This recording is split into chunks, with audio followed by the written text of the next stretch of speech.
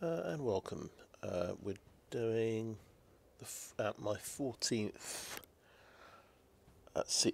sealed today, so this is traditional sealed. It's best of 3. I've been alternating between the modes. I'm almost out of gems today, so we'll see how we get on. See if we can. There's a chance I could get enough for another round. I'd have to get 2 wins, but I'll try not. I'm going to try not to put myself under pressure and think about that. So here we go. Right.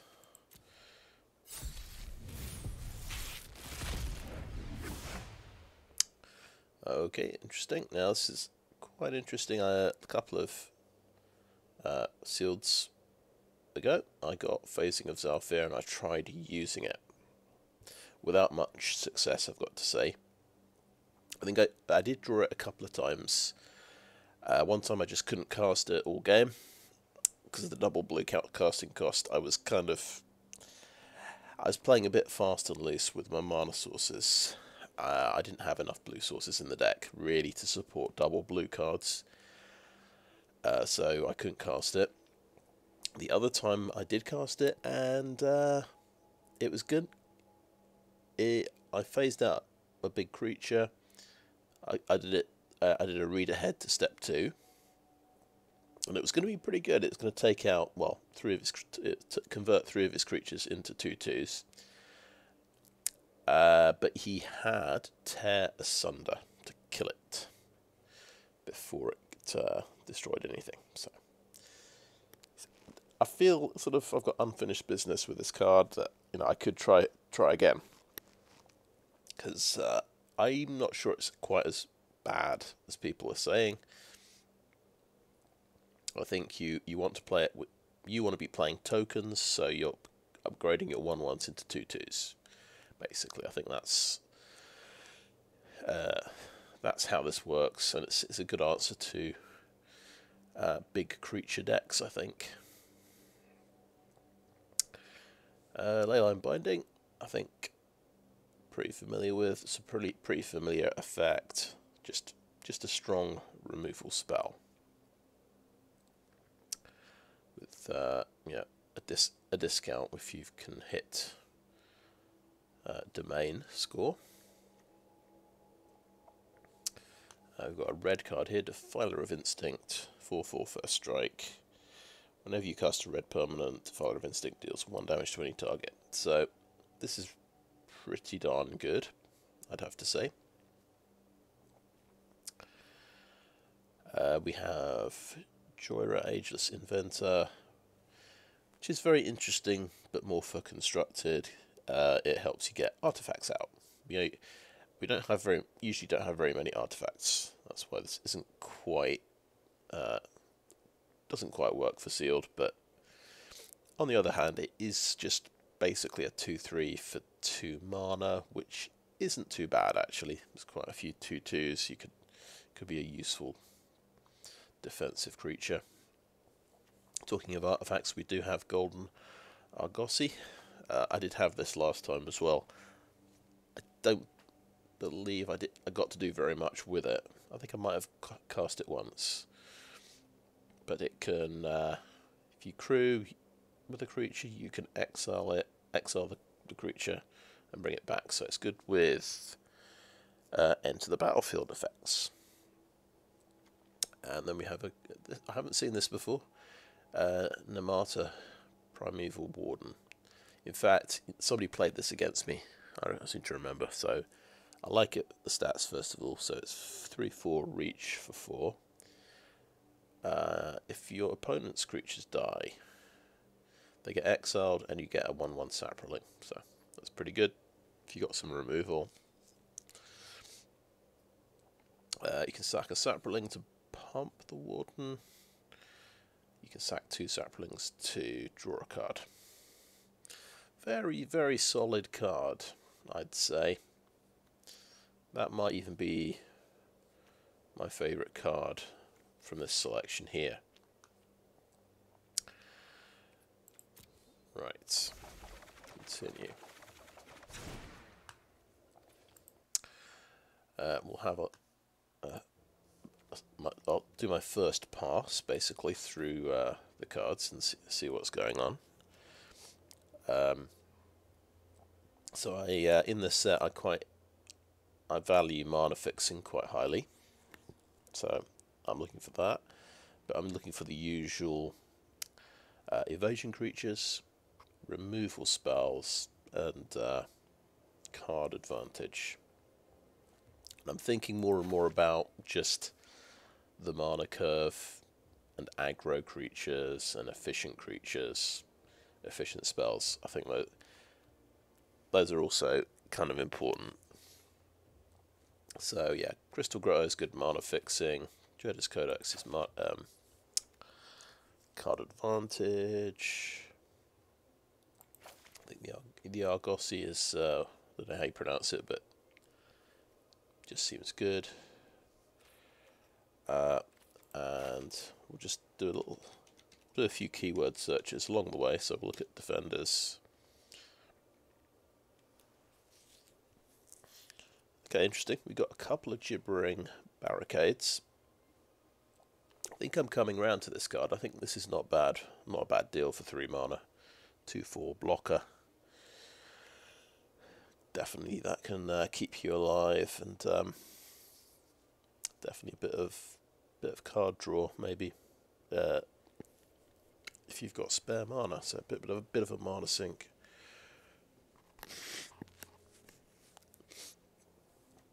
I like the Vine Wall as well. I like finding lands. It's not bad. And this one, of course, destroys walls. So there's a bit of green and black defender action here. The Bulwark is the one that turns defenders into attackers. Yeah, see, he's okay, but yeah, I'm not too excited by the Bulwark because it's quite a big mana sink, I suppose. Right, on to white. I think I like Binary Sleeper on balance. Potentially it's removal. It's quite conditional removal, but also it's a solid beater. Right, removal spell. I skip these usually. This is solid, so first strike. It's got trade up potential. You can pump it up. Sunlight Herbalist is good with Enlist. Take up the shield. This is definitely a combat trick that I value right now.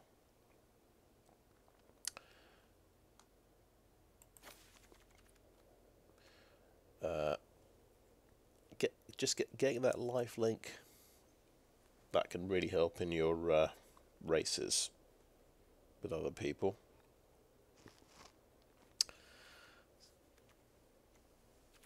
Cleaving Skyrider is really good. So it's a creature that's also a removal spell. Stall for time. I'm a big fan of this card. I've seen this win games. Captain's Call makes lots of tokens. That's good. Right, Skyknight. It's got evasion. Heroic Charge. I think seeing the that we've got Captain's Call, I'd say Heroic Charge is good. Definitely got potential for making tokens. I can see we've got Golden Strike team as well, and Leyline Binding is good as well. So we've practically selected all of the white cards there.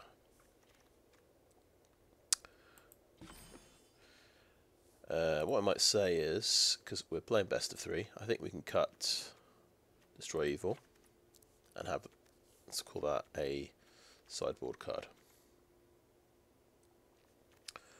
And maybe take up the shield as well.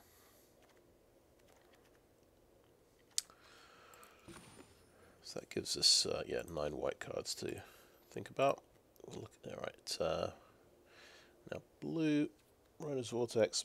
That's good removal. You can put the creature on the bottom of the library. You will not. Yeah, so you won't see it for a long, long time.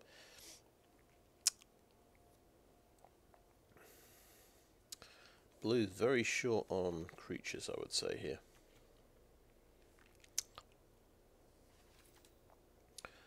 Timely Interference is alright. It's a cantrip spell. It's good with it's a nice cheap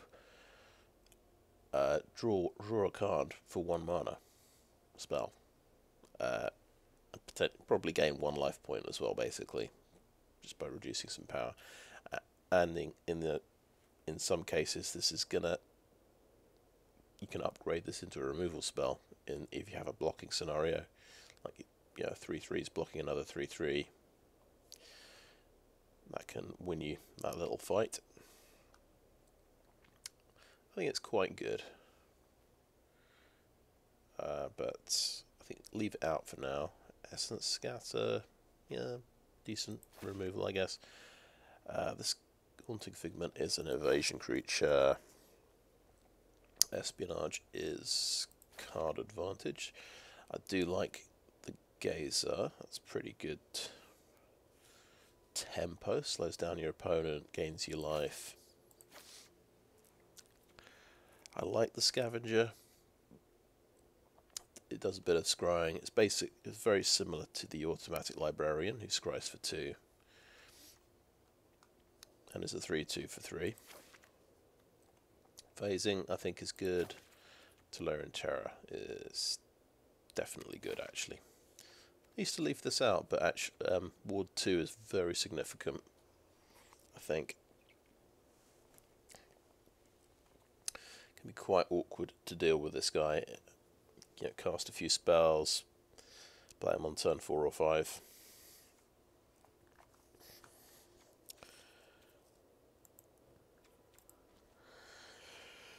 Right, there's quite a few black cards.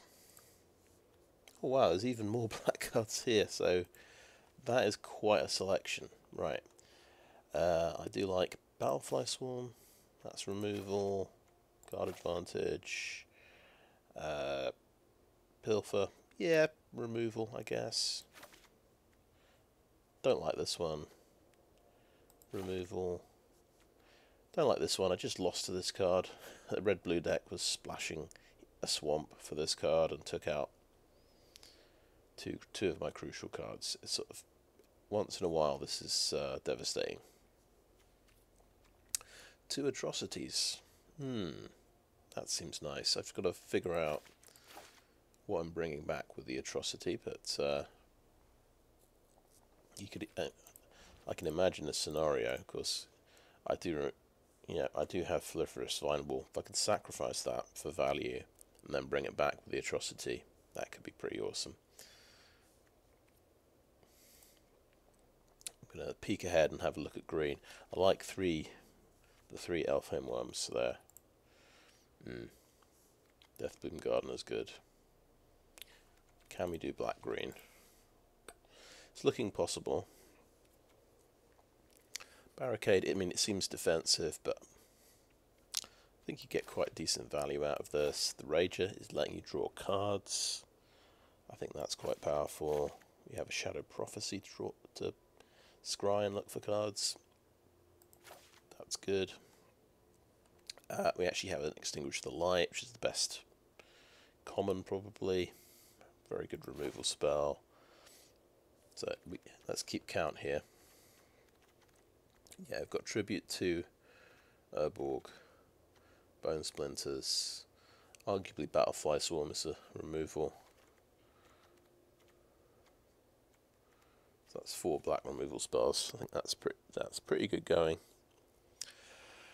The Monstrous War Leech. Could be good, might not be good. Just leave that out for now.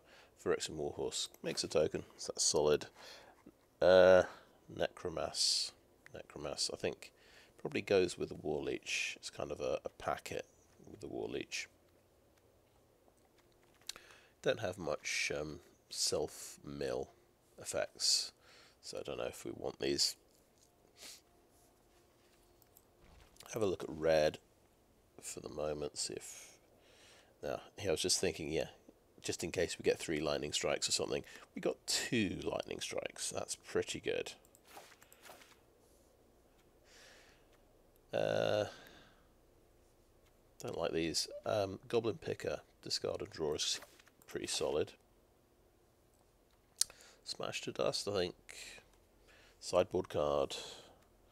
We have Killed and Strike Team, which is good. This guy's got Trample. Oh, the Defiler, of course, is good. And Hurler, Cyclops, can sacrifice creatures. So I'm just thinking red-white. The Cyclops can sacrifice my tokens for a bit of value, and that might be good.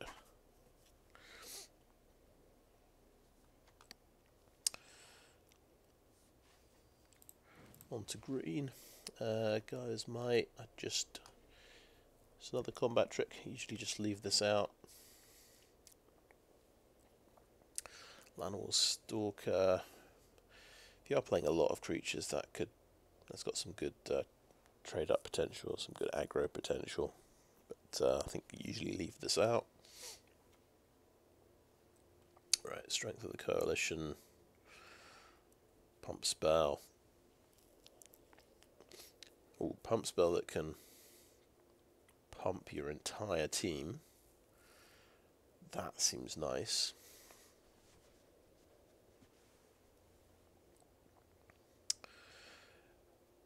Yeah, I think this is quite exciting. I think I like this combat trick a lot.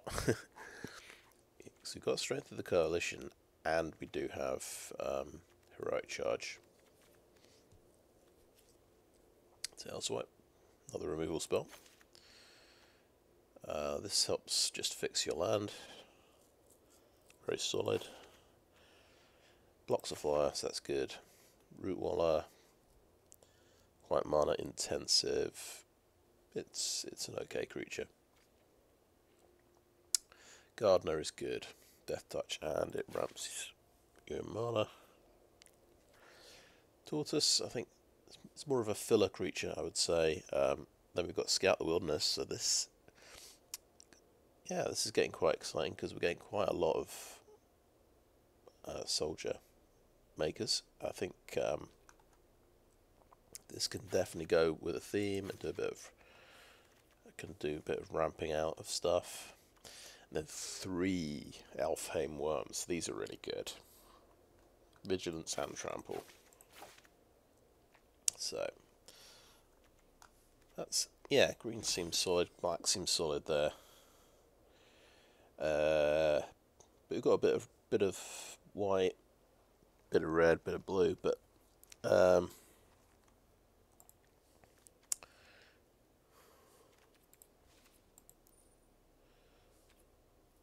yeah, obviously I'm thinking green black here because of Nemata.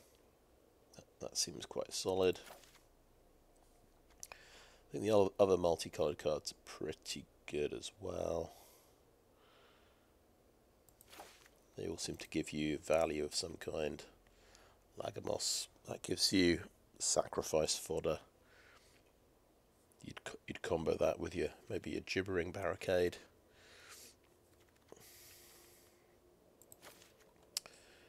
But I don't think Joyra is very good. I don't think there's much point considering Joyra, but she does help you get out a Jodas Codex. Yep, Vohar's good. I see a lot of people playing this one.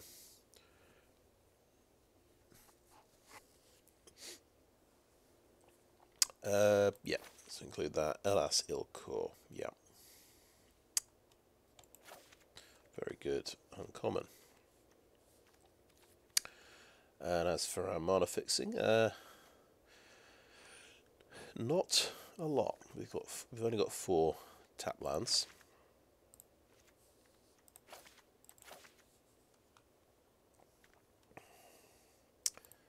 If you look at the cards we've left out, it's not... Yeah, okay, it's almost 2 pages of cards.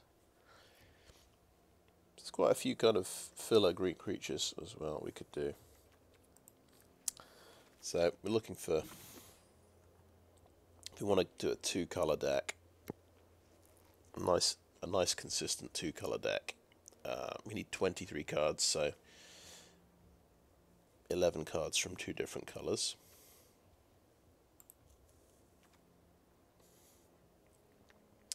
Interestingly, we've got 4 black cards here. Just point out the fact that that comes to 22. We've actually we've done very well for black cards. Then you could even play mono black here.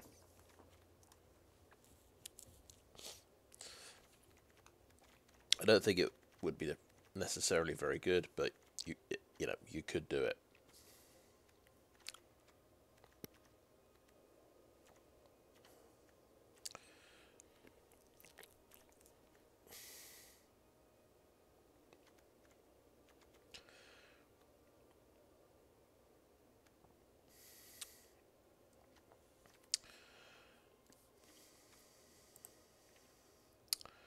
Right, so usually I think about trying to cut one of my colours here. White, blue, red. How much do we care about white, blue and red? I think I like white the most.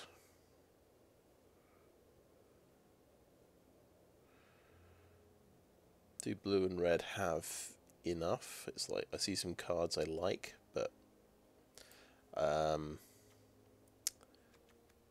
I think we cut blue. I think I've tried Facing of Zhalfir and it's alright.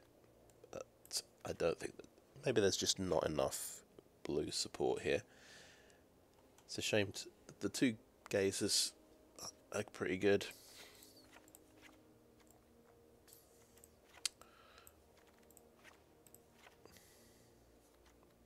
Two vortexes are pretty good. But maybe just not very many creatures.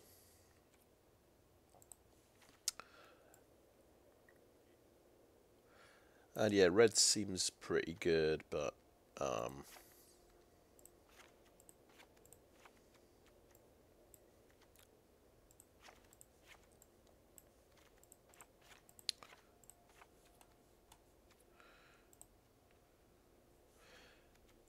probably just not enough stuff there.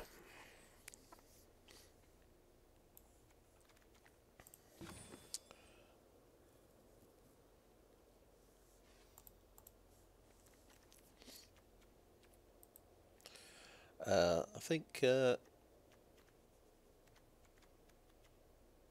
I'll call it end of part 1 there and have a little think. I think these might be the strongest colours here. Yeah, so thanks for watching so far. And welcome back. Yeah, so yeah, we have made the green-black deck. I think there's quite a few tough decisions here to make. So we've decided we could have gone for a lower to the ground aggro kind of deck with. See, I've left out the Abomination and I've left out the Atrocity, which is quite surprising. And also there's Llanowar Stalkers. They could get in with a lot of early damage, I think. I think it's definitely a way we could go, but I'm going to keep that in as a sideboard sort of surprise. We've gone for more of a mid-range deck here. So there's a little bit we can do in the early game, but it's kind of defensive, I would say. So I've got things like the Vine Wall to make my land drops. The Rager helps you make land drops by drawing cards.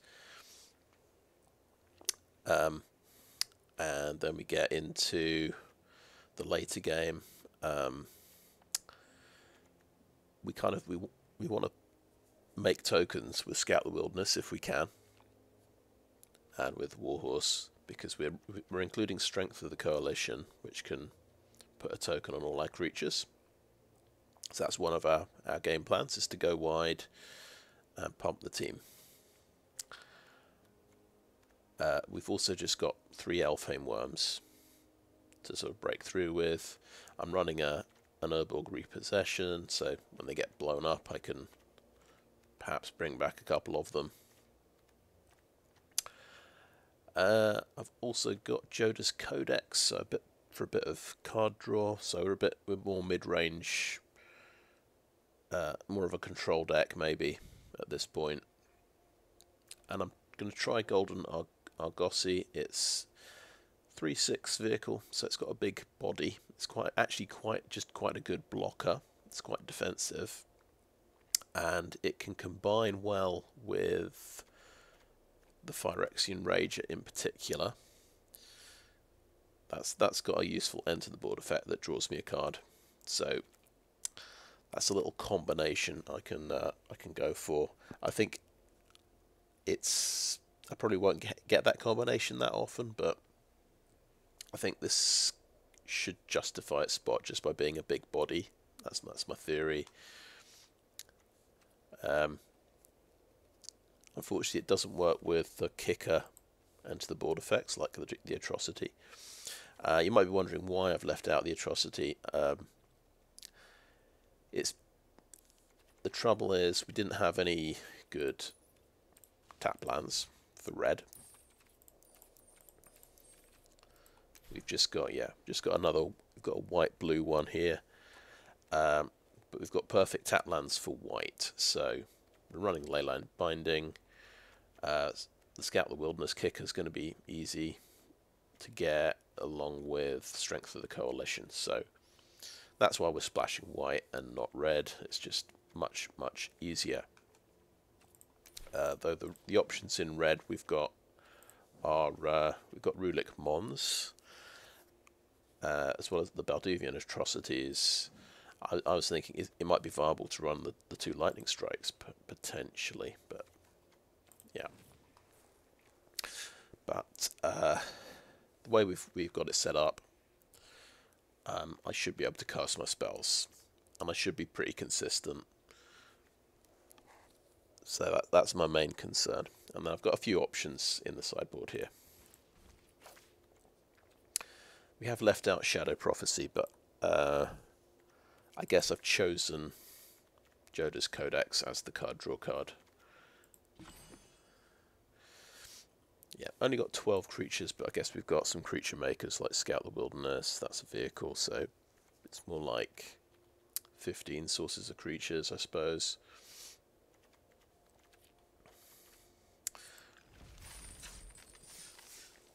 Right, so we'll just go for it. So yeah, it's best of 3.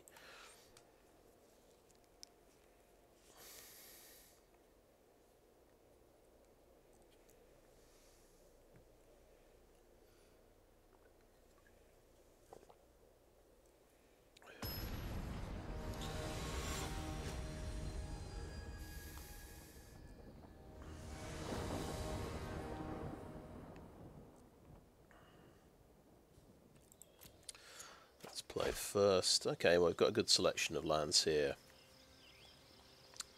Rager, or we could go, yeah, Rager, Gardener, and then ramp, Scout the Wilderness. Seems okay. It's not a super fast start.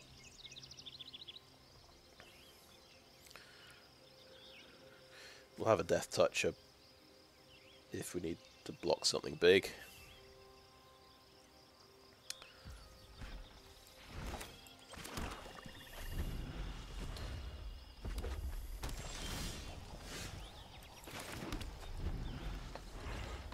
We've got the Rager Argosy combo, which is quite interesting, I've got to say.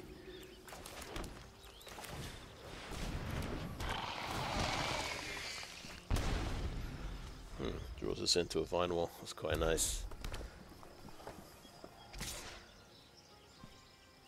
Okay, we just block. Get those combat tricks out of his hand.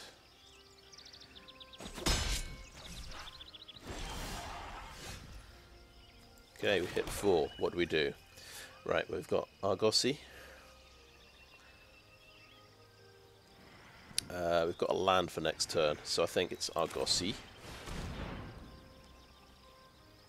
quite funny hitting the combo I was talking about in the first game. Right, no attacks. End turn.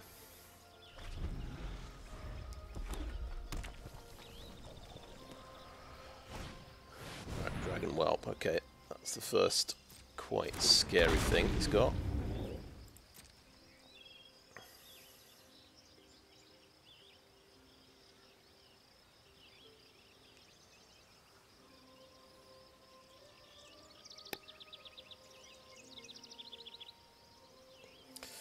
So, we need an answer, basically. That's going to get pumped to 5, so we're dead in 4 turns. Yeah, over to my turn. This only exiles something if it attacks. Alright. That's an answer, okay. So, we've got Battlefly Swarm. Of course, it might get blown up, but can't worry about that. We've got to keep 1 mana up, haven't we? So I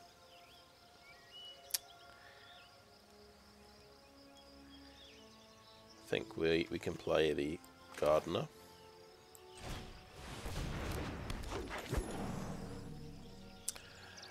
And I think I'm going to use the Argosy with the Rager.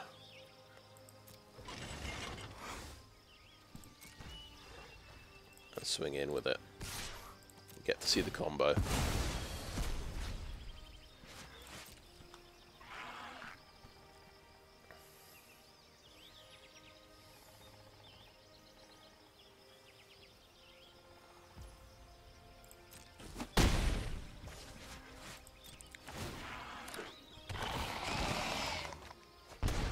Okay, there's the worm. That's going to help us race. If it comes to it. He's got another flyer. Okay.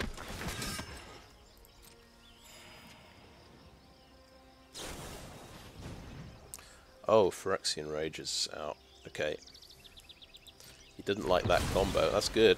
That means he didn't kill the Battlefly Swarm.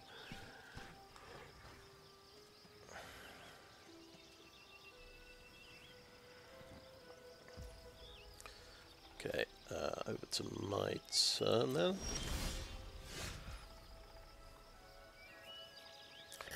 I don't think we can cast the worm just yet. I don't want to tap out, obviously. I want to Vine Wall. Find a land. Pretty cool. Okay, that's green, black, green. This gives me access to white and lets me scry, which is good. That's another land drop next turn.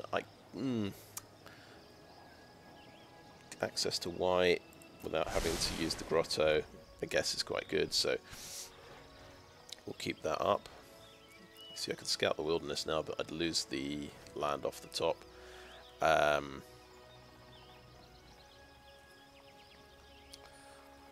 And I guess I say go because I don't want to tap out. No attacks. I've just realised something. I've got the Deathbloom Gardener. But yeah, it's still going to be tapping out because I want to kick the Warhorse. Yep. Too many 5-drop things in the deck, I guess.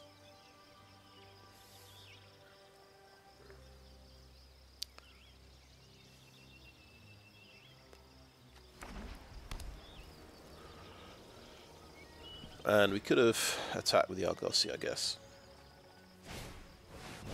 Phalanx.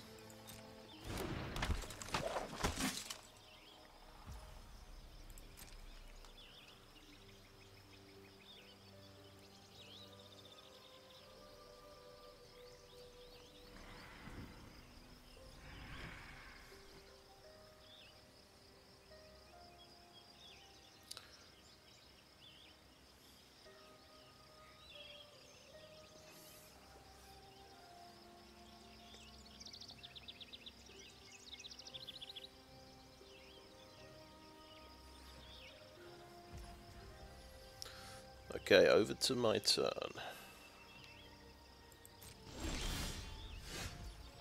Tap land. Right.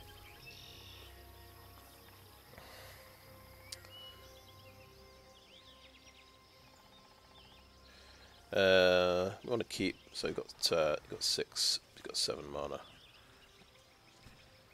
Elfhame Wurm's quite aggressive.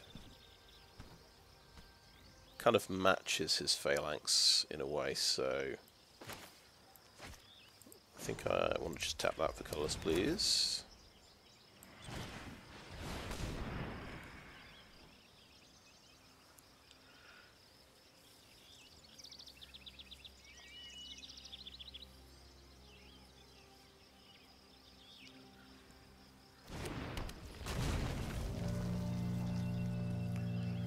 It's a case of whether I want to tap my Deathbloom Gardener and attack. I guess not.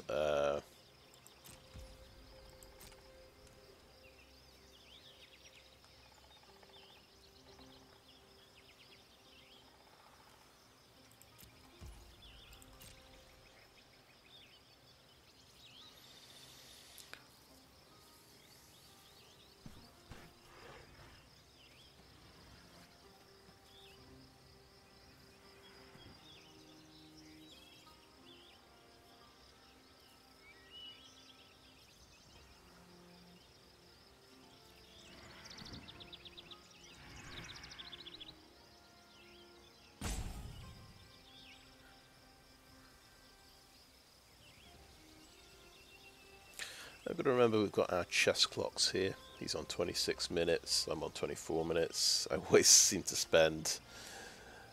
I always seem to go down on time here, so... I've had a couple of things to think about, I suppose. Okay, his turn, right.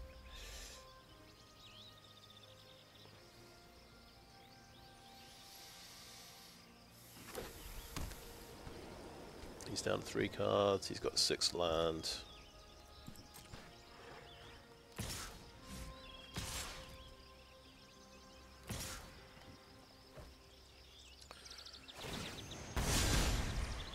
Oh, okay. Oh, that makes sense, yeah. Yeah, good move. Enlist with a Faith Bonder. My Argosy will...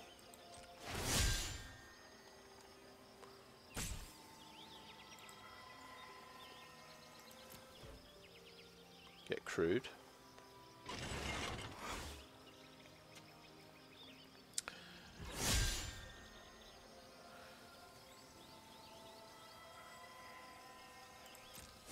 And I'll block like that. And I'll let the Cavalier through. That's my reason, because I don't want to take 5 from the Kraken Whelp next turn, and I don't have an answer to that card.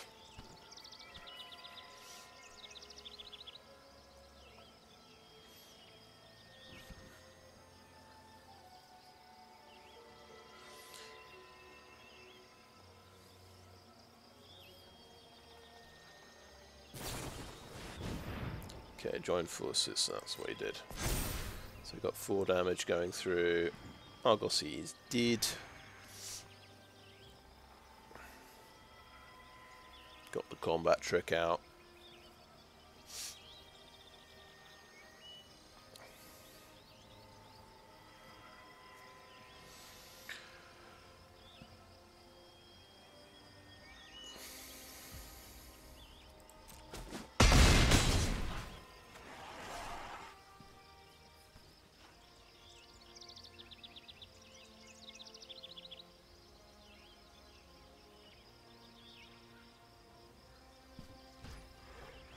Over to my turn. Oh, lovely. Tail swipe.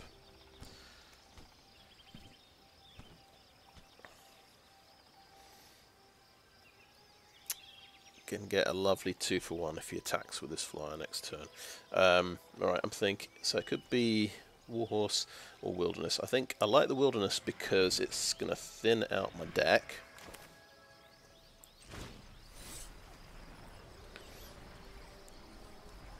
I wonder why it wants to tap all of my black mana. tap that for white, please.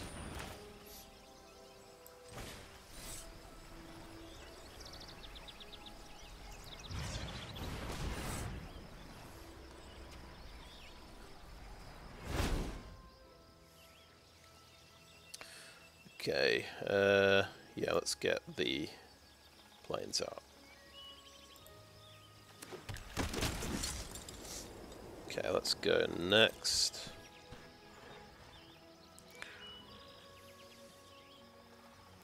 And no attacks.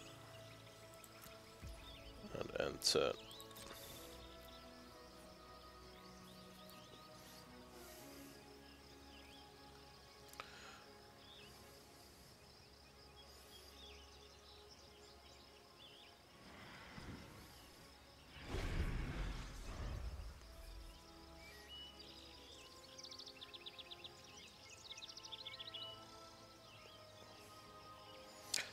Although I'm wrong about this card because it's not a 2-for-1. The Swarm will get killed by the fight because the fight is going to take place and it's not going to get tough enough to survive.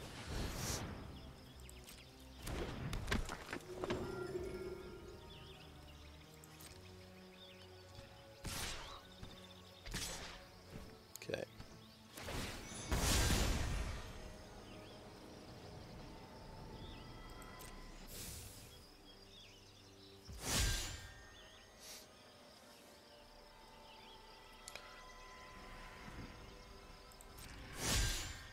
Battlefly Swarm will block the Cavalier.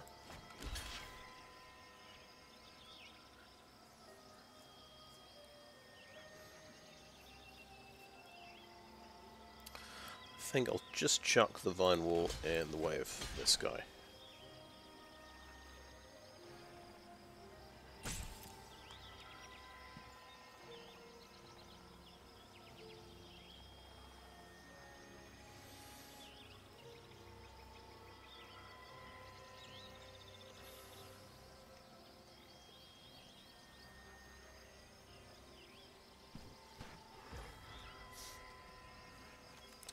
Let's give you Death Touch, just in case we need it.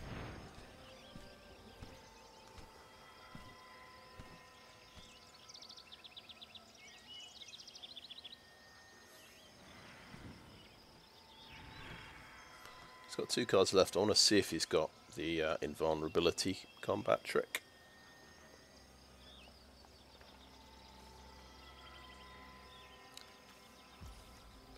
Right, plus 2. Okay.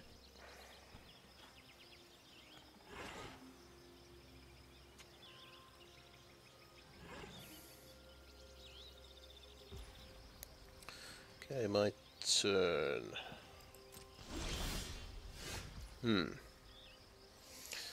Now, my so this guy can pump to 4.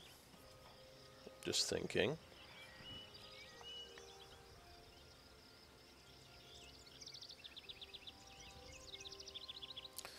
I'm going to try the Tail Swipe pre-combat,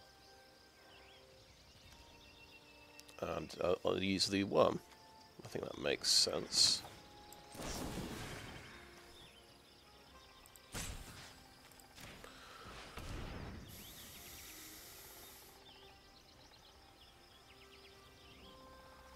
Because I can repossess it. It's my thinking here.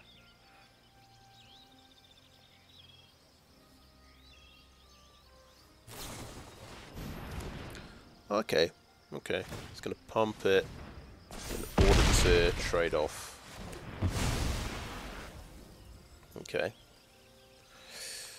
I think we've got a pretty good repossession here. I think Worm plus Swarm is pretty solid for the next flyer.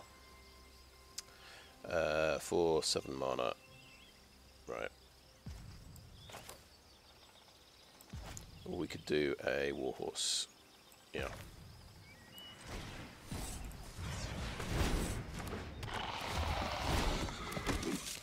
I think I can do this anyway. Sorcery, right. Worm, please. Battlefly Swarm. Right. And 2 life, no attacks. There we go.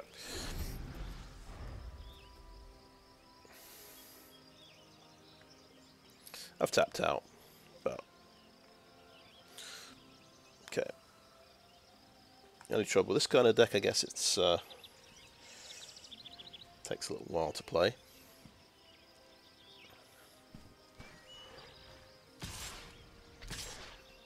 Okay, so he's swinging in with the Phalanx.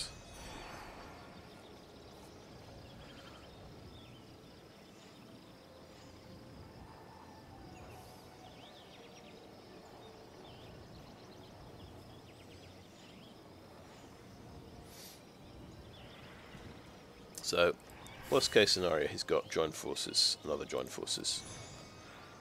I could say, but I can only try and take down one of these guys.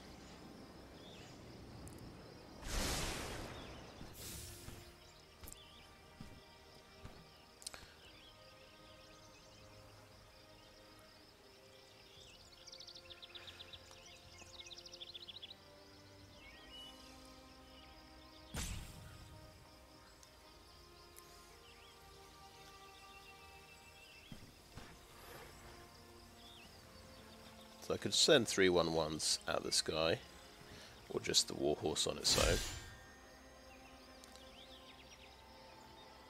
I'm okay losing the Warhorse, I'll risk it. Get out another combat trick. Probably could have chump blocked here. Okay. Skyknight, okay. Another Enlister. Artillery Blast on the Gardener, okay. That's his hand. Oh. Empties his hand. I draw Pilfer. Well, bound to happen. So we have... It loves tapping everything. All the black mana. Right. Elfhame Wurm, please. Good, I think it left... Right, no attacks, and end turn.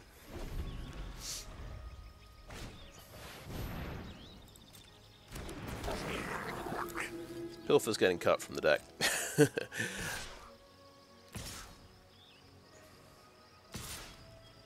Okay.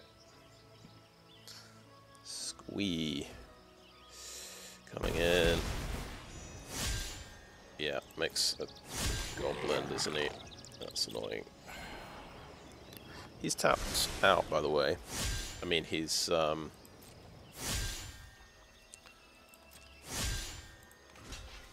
that's going to block and kill that. I could block and kill Squee with the Worm. And chump block like that. That seems good. 3 blockers like that. And just give him Death Touch.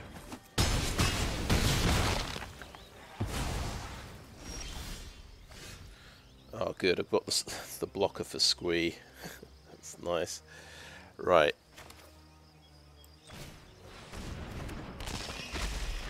Now, we don't want to tap out for Scout the Wilderness because we can chump block, sack a creature. Which is a very good option indeed. I'm going to actually swing with the Worm here.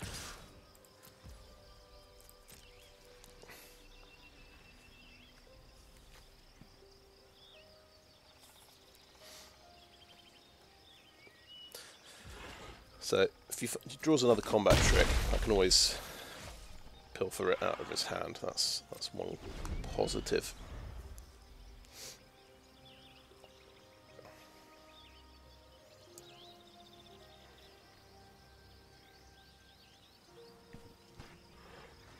But yeah, that's very pleased with Urborg Repossession there. Got some really good value out of the Swarm. Taking out 2 flyers. Let's see, we're already down to 18 minutes. This is an epic, epically long game.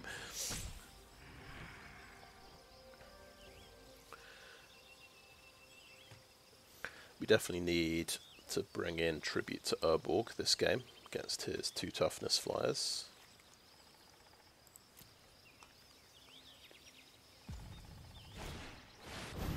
Golden Strike Team, oh boy. It's a lot of creatures attacking me. He's got nothing else in hand. Is he going to attack? Just attack with everything, yeah. Okay. So, Barricade takes you down. You take down the scary 2-1. Sunlight Herbalist. We'll take you out there. Take 3 damage, I think. Yeah, 3 blockers. And Barricade will sacrifice that blocker. Draw a card. Down to 9. Ooh, here we go. Here we go. Yes. We've got a good card. Swing in like that.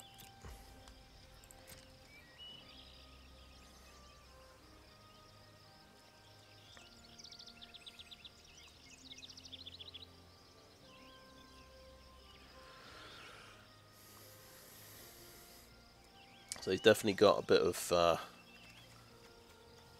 action on the ground as well as flyers. I think a second Gibbering Barricade could be a good investment. Let's get through. Play a tap land. And end the turn.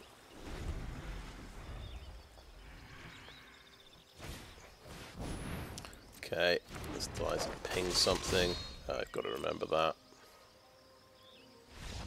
Okay, it's conceding there.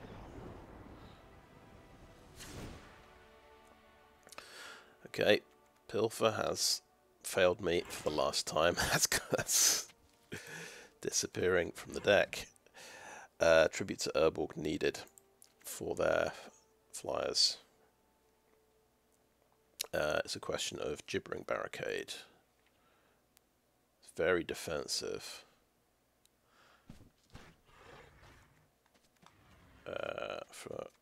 Could drop, I don't know, Scout the Wilderness.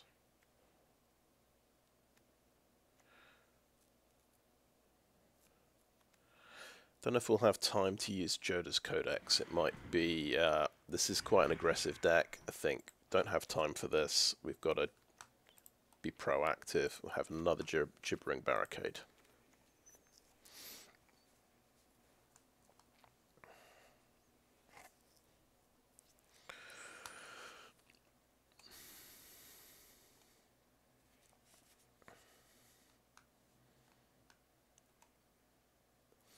Remember his combat tricks, he's got the +2/+2 that hits 2 guys, and that costs 3.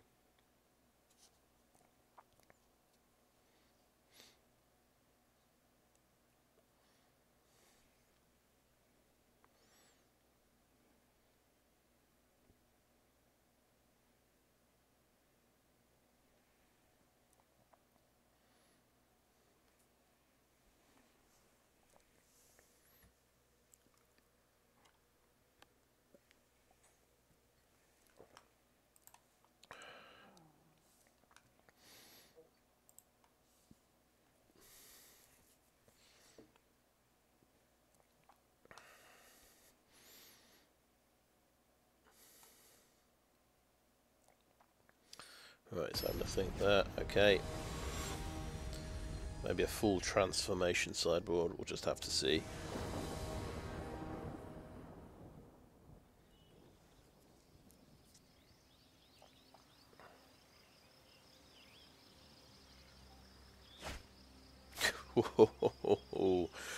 Six lander with 1 Elfhame Wurm. Well, we've got perfect lands. We can't complain about the lands. Is this too slow? Yes, probably. I hate ditching these lands and then getting a 1 lander. I'm going to keep it I've got a turn 5 play and whatever I top deck pretty much.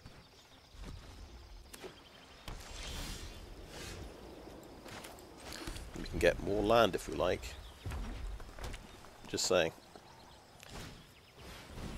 Herbalist has got a nice early play. Oh, thank goodness for that. We have an early play.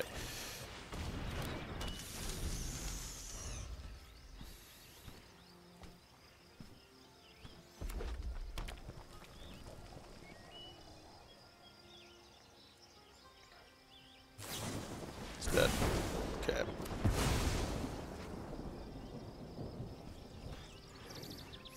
Alright, we're under a bit of pressure here. The Herbalist itself is, at the moment, going to get through about 6 damage. We can't stop it.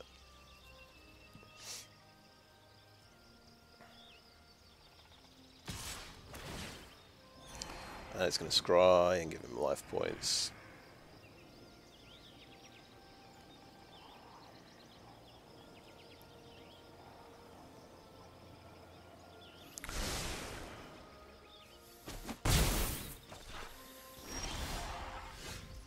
Okay.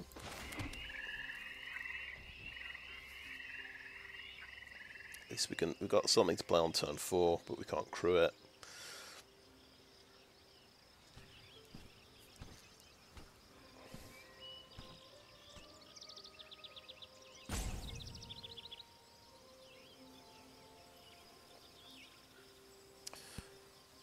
But we've been pretty lucky. We didn't top deck land yet.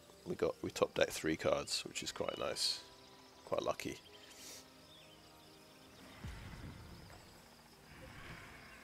Okay, he's got 16 minutes. I've got 16 minutes. Okay, we're equal on time now. So having a good think here. So I guess I'm out of timeouts. I didn't notice. I never notice when I'm using up my timeouts.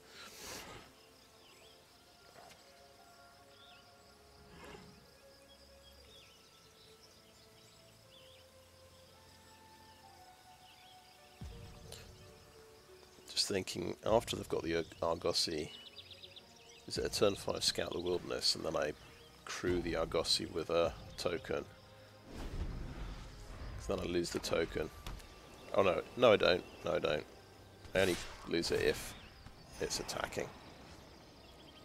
But yeah, this is the nightmare scenario. He's got like a Samurai Herbalist that can just attack me every turn and do lots of lovely scrying. So, and what's the next one? Captain's Call. Oh, that's bad. That is not good.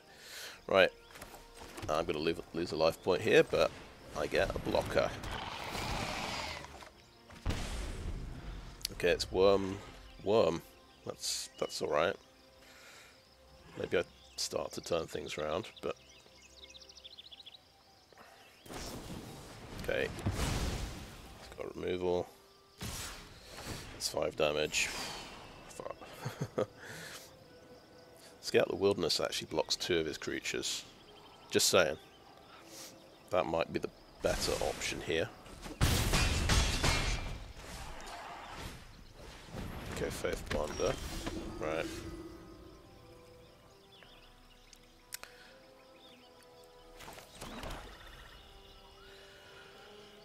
So that's going to swing in actually as a 3/3 because it's going to enlist. So I actually think the Worm is the right choice here. Hopefully it's not just top decking removal for everything I've got.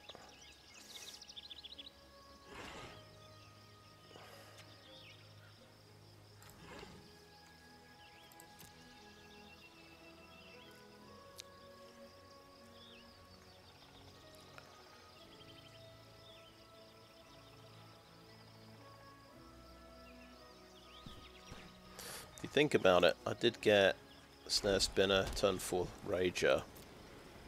I've been very lucky in a way here, but yeah. It's him getting 2 removal spells has been pretty brutal.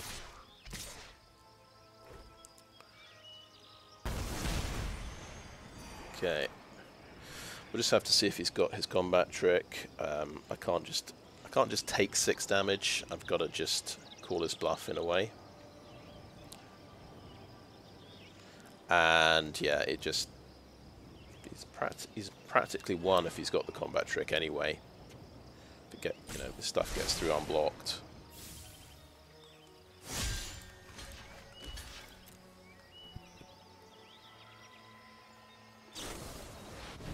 Right, charge, okay. That takes me down to 1. We have a Crystal Grotto. Scry, we get 6 mana, and I think we just lose, because I don't think we can stop this many creatures all at once. Okay. On to the next one, because I can only block 2 creatures. Don't waste time thinking about it. There we go, 15 minutes left. We've got a chance in game 3.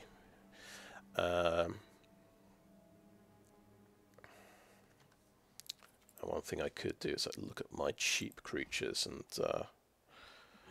try and match him by chucking in some early game. But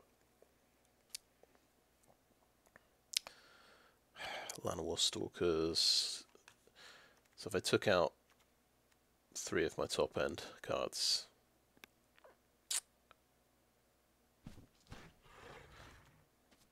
Scout the Wilderness, I could say, is too slow, and then maybe I don't need it that much.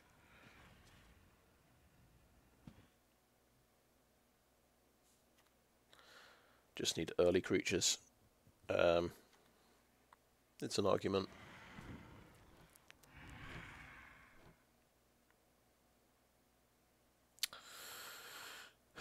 Two blockers can be very useful on turn 5. But yeah, I guess this is a 5-drop creature. Let's get another 2-drop creature.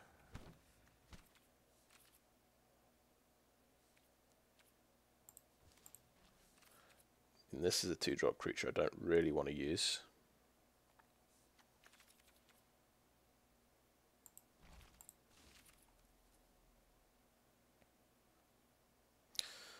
Llanowar Stalker.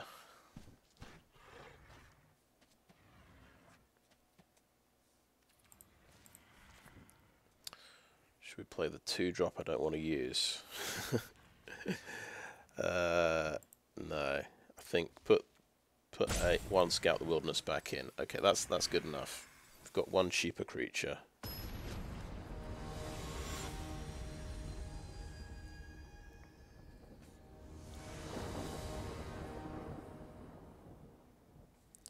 First, we've got our lands, we've got a Rager, it's okay.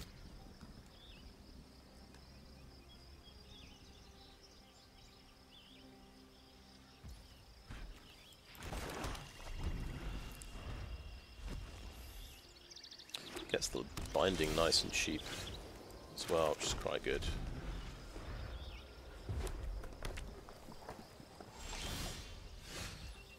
We could ramp here, or I think play the Rager.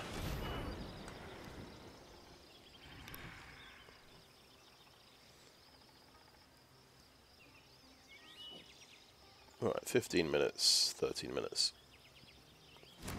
He's going to have a think here. Lightning struck, okay.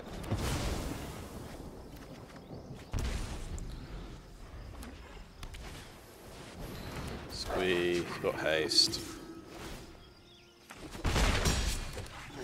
Remind me how Squee works in this version. This version of Squee. So you can exile him from the graveyard. Right.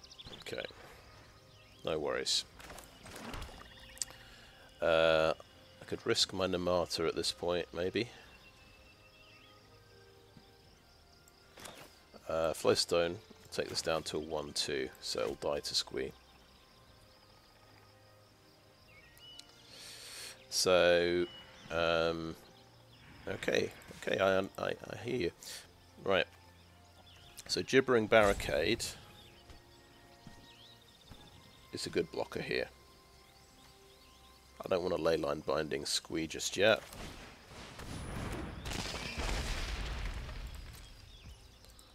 I do have Urborg Repossession if... Okay, it's got his removal going. Do removal.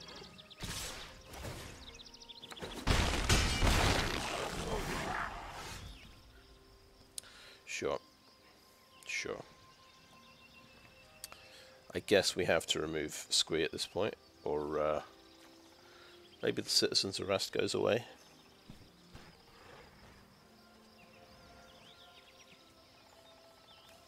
Yeah, we could flash that into play, take out Squee.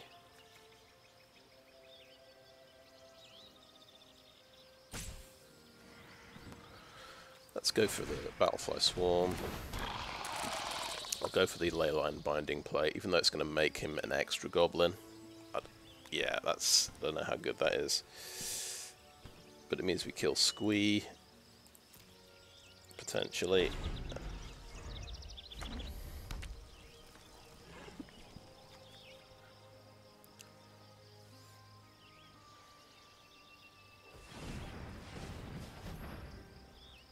Mana. Cavalier, okay.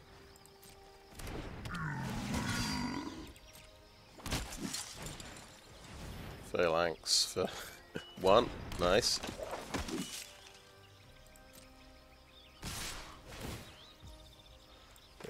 Binding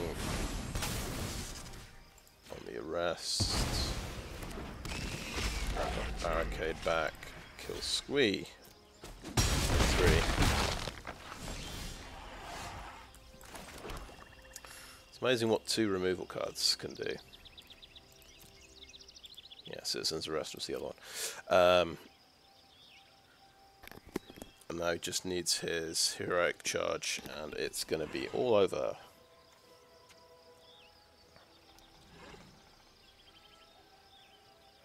So we can use this.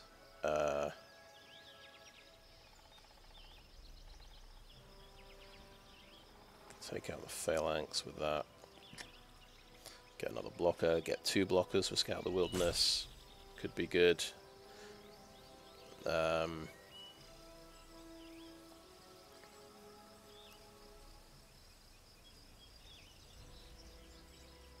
mana for next turn.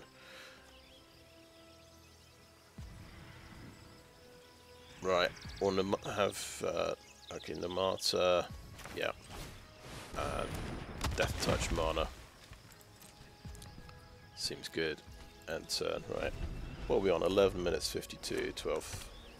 He's got 2 cards left. Elden Strike Team.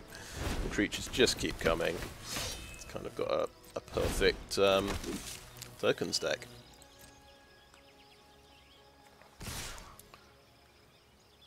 Am I dead? It seems like a lot.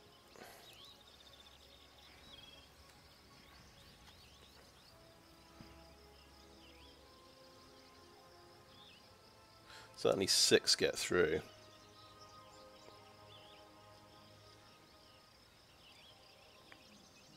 You thinking about it? No, he's withdrawing.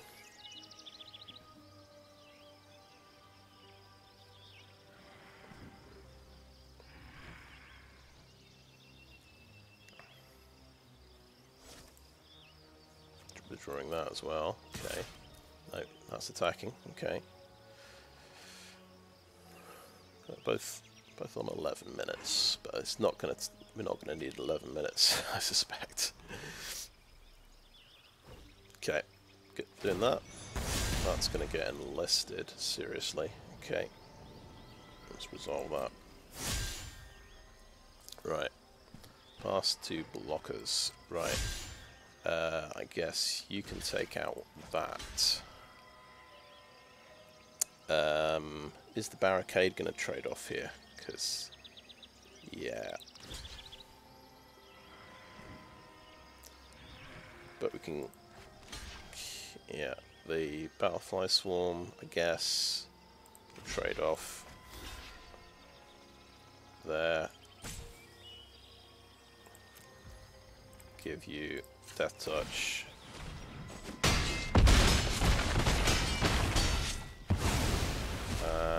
Nemata. Gives me some blockers, which is nice.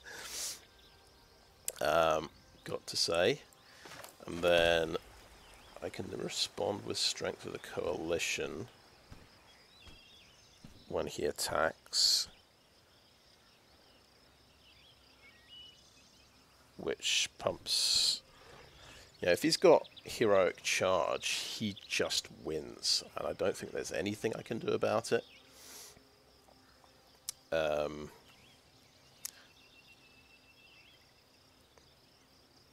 But he might attack with Argivian Phalanx here. Scout the Wilderness, is that going to work? That's a good, I mean, this is a pretty good one, but I've got to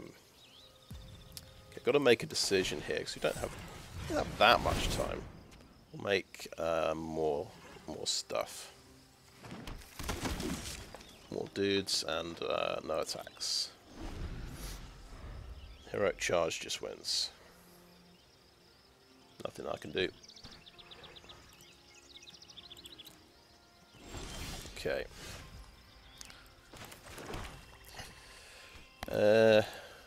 What can I bring back? I don't really want to lose a life point. That's one problem here. I've got a very nice surprise for him. I guess that's 4 mana and that's 7 mana, so I can actually do that if I want. It does gain me 2 life back.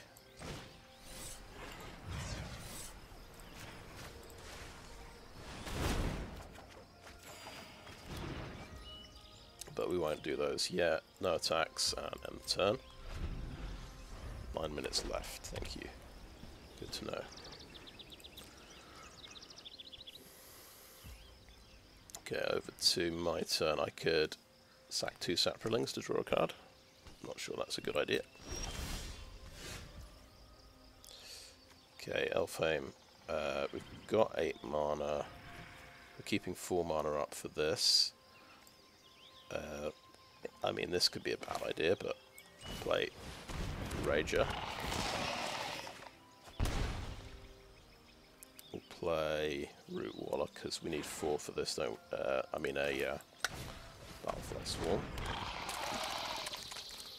Okay, no attacks and end turn.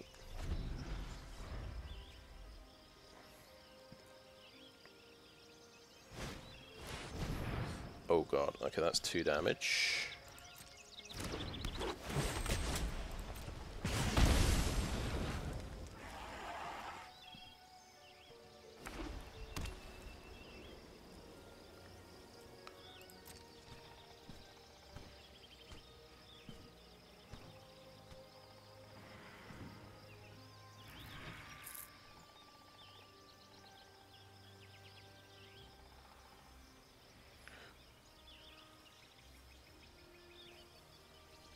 It's got reach, of course. You know he's got flyers in the deck, so hold back Battlefly Swarm, I think. Over to my turn. It's so weird. This that cost me a life to draw a card. 2 saplings draw me a card. Okay, I don't know. I don't know what I want to do. Okay, excuse me. Right. Extinguish the Light. Mana value 3 or less. Yeah. Okay, that's a bit of surprise mana. I think do something pretty simple. Just play Rootwalla.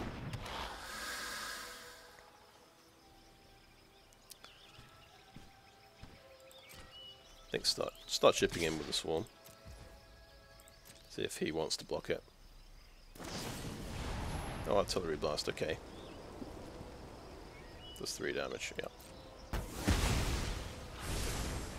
And turn. This is a very important life gain here.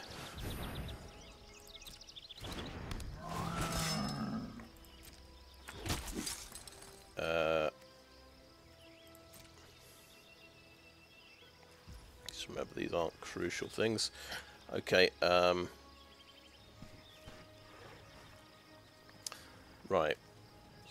No, my turn, my turn. Okay, gotta play that and say next. Oh, the Rootwalla's pretty good. No, end turn, end turn.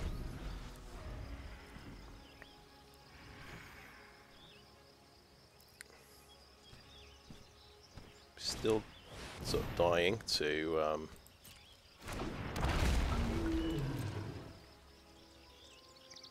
so we don't have our surprise life gain anymore. We have to kill that.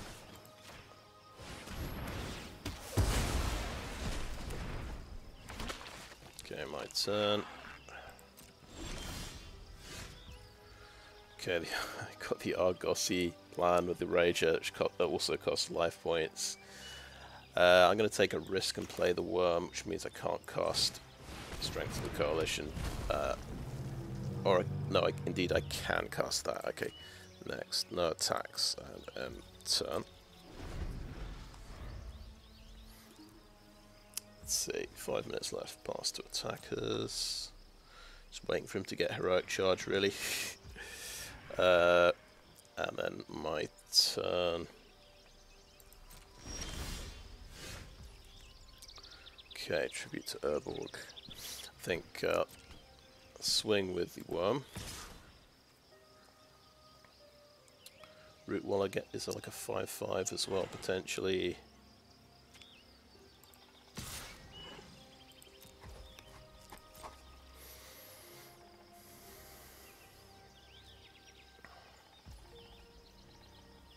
Okay, let's pump it.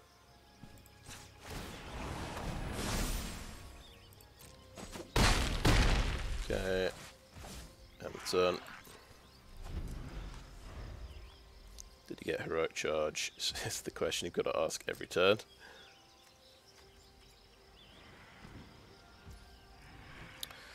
Now, can I get through with like 10 damage? So, tribute to Urborg. Yeah, my turn, my turn, my turn. The Gibbering Barricade. It's a case of math is for blockers, isn't it? He's got 6, 7, 8. He's got 9 blockers on the ground. We've got 1, 2, 3, 4, 5, 6, 10, 11. So only 2 guys get through. Don't think it's enough. I think we'll just do limited attacks.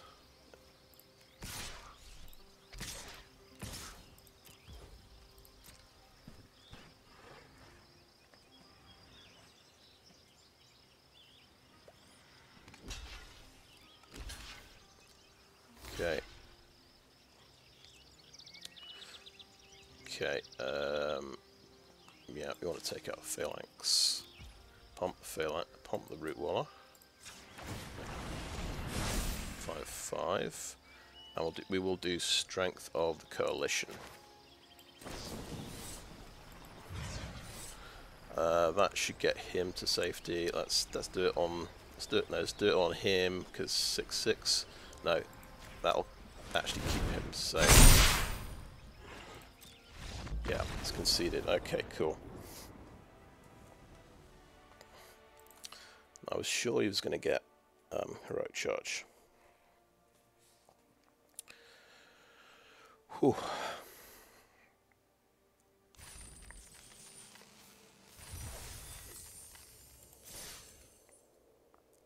Well, that was quite a rush.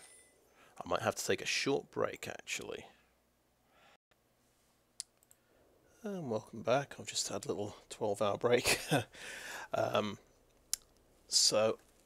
Yeah, I've been thinking about the deck today a little bit. I remembered that there was an Elas il-Kor in the sealed collection of cards, and I think this would be very good in the deck. The problem is it costs. It's a 2-drop, and white is my splash colour. And if we look at the lands, I've got 4 white sources, So my chance of getting this out turn 2 is probably less than 50%. That's if I draw it in the hand, right? Now, if I sort of accept the fact it's probably not coming out on turn 2, it's good enough that I don't mind playing it on turn 4. What we can do is we can count Deathbloom Gardener and Scout the Wilderness as white sources. And also we can count Crystal Grotto. So that's 4 extra white sources. So yeah, that would be 8 sources. So then I'm looking at a 90% chance of playing Elas il-Kor on turn 4. So I think it's because it's synergistic with the deck, with the tokens and sacrifice stuff that's going on. I think this deserves to be main deck, and the sacrifice I'm going to make is Joda's Codex.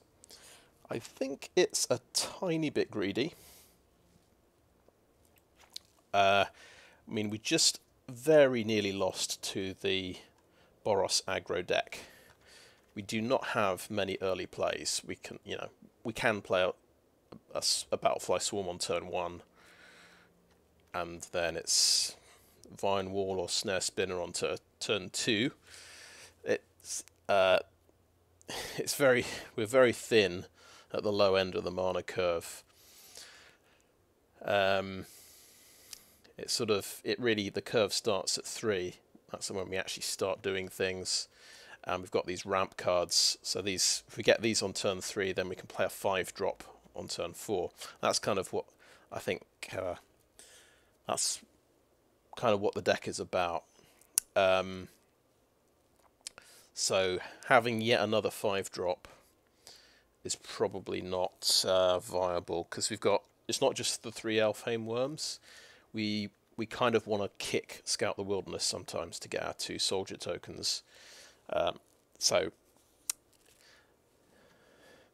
there's probably not much room for Joda's Codex, and we're not going full domain. It's only 3-color domain. It doesn't make a huge difference. It's sort of 2 mana to draw a card would still be pretty good. But there's other ways of drawing cards in here. I kind of like the Golden Argosy Phyrexian Rager combo, which I got in that game, and it meant he had to use removal on a Phyrexian Rager, which I think is quite a win, to be honest. We've got the Gibbering Barricade, maybe sacrificing tokens, maybe even better when they're chump blocking. That's a pretty good move as well. And Nemata could sacrifice 2 saprolings for a card as well. I had that option, but I wanted to keep my saprolings in the last game. So there's a few sort of reusable card draw options already. So I think maybe we don't need the Codex quite so much. It's kind of, and Elas il-Kor is okay. It's not likely play it on turn 2, but it's kind of like half a 2-drop. So it's going to help a little bit. And I like the fact that it's got Death Touch. We've almost got a Death Touch theme here with the Battlefly Swarm and the Deathbloom Gardener as well. It's definitely very powerful, bringing the Death Touch guys back with Urborg Repossession as well, so you can trade off with more creatures. I realised I made one terrible blunder, I think, in the last game, and I decided to attack with my Battlefly Swarm to get in a point of damage. I don't think there was much need to do that. Of course, he blew it up with an artillery strike, which only kills tapped creatures. So I think against white, you have to be a little bit careful about what you attack with. You might actually unlock their removal cards. And I think at that point in the game, I was on about 3 life, and he just needed to draw a flyer and get it through pretty much to kill me. And he drew the Dragon Whelp, and I top decked Extinguish the Light, I think. So I was very, very, very, very lucky to survive that. So that's one thing I'm just trying to remember against white. You don't want to attack with your Battlefly Swarm when that's the only thing that's going to be stopping his flyers, because we are a little bit short on removal and short on flyers in this deck. Right, I think, yeah, I mean, I've just spotted something. Of course, I was talking about being able to play Elas il-Kor on turn 4 because I've got potentially 8 white sources. And if we do want more flyers, arguably we could play Coalition Skyknight.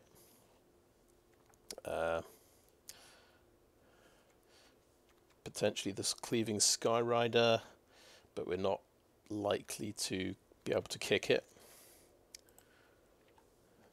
So that is a thought, but maybe we start, we don't want to splash too many cards, right? And I really like the synergy that this card has. But we can maybe think about that for the sideboard, for sideboard decisions.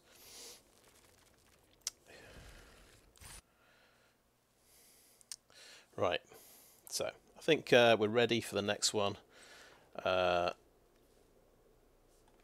add that to the decks. No, they've just made a change.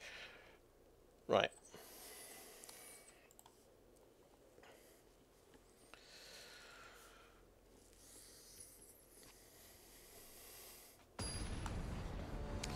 Okay, we've got an opponent nice and quick.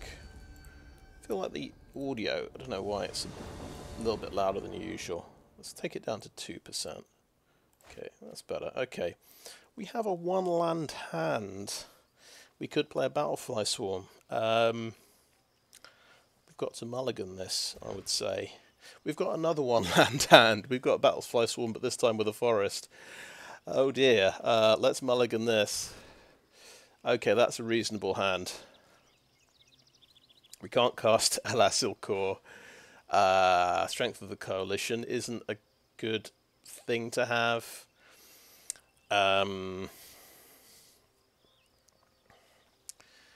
We could Scout the Wilderness and Elas il-Kor.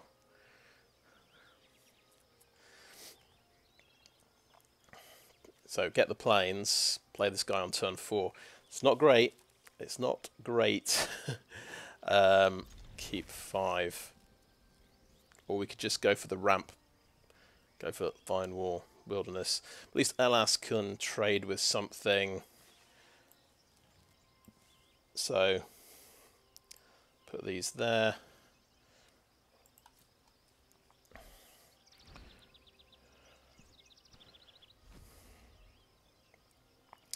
Two 1-landers in a row. That's the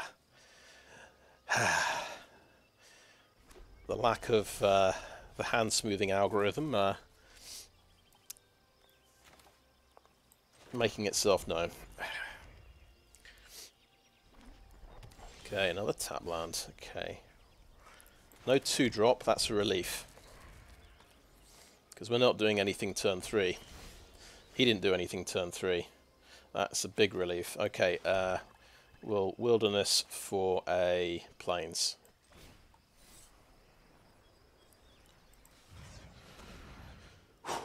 Right.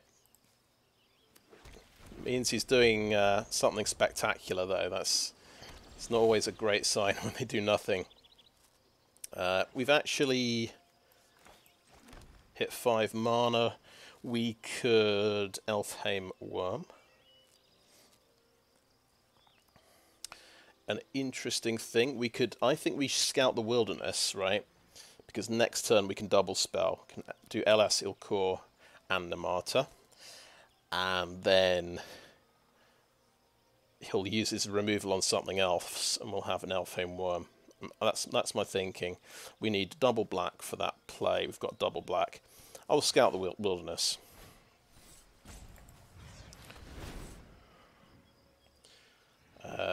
Let's go triple black.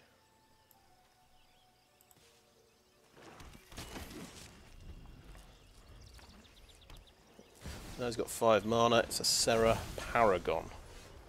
This is oh right, he can just play things from his graveyard. Yeah. Very, very solid. Okay, we can play our land. Just top deck another land. I think So we'll play Nemata and Elas il-Kor. And I won't play these cards. Right, no attacks and end the turn. Do we? Question is, do we block?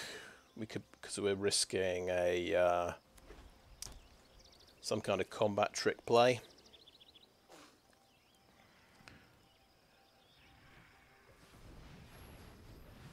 Now something else horrible's happening. Archangel of Wrath. Okay, nice. So that's... You didn't take out my reach creature.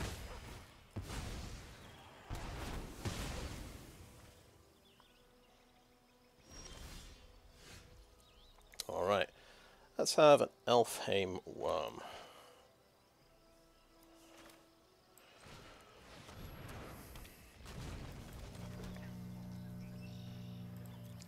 Pretty strong start, gotta say. Mythic Angel, Rare Angel.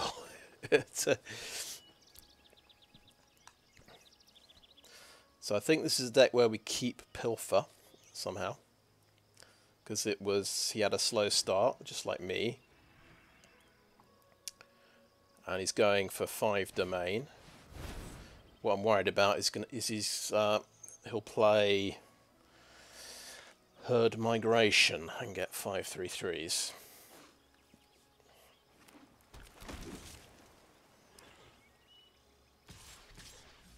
Okay.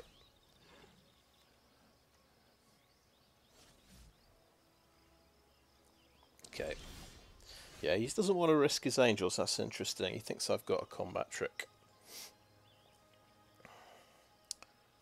So, I think I risk attacking with Elfhame Wurm. I'll risk the combat trick. Okay. Do we play another swamp or a forest? I'll play a forest. Keep that 1 card in hand. And he's got Destroy Evil for Nemata, so looks like I will lose very quickly now.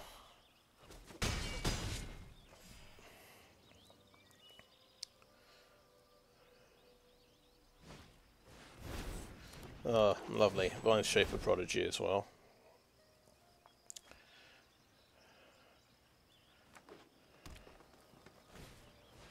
Sea Treaty, yeah, that's a nice one. That's going to be a +5/+5 buff on one of his flyers in 2 turns' time. Okay, bit of a problem, isn't it? Because I kind of want to kill Archangel of Wrath because it's got lifelink. But this has a bit of a problematic thing on it. It doesn't let him recast the Archangel of Wrath, though.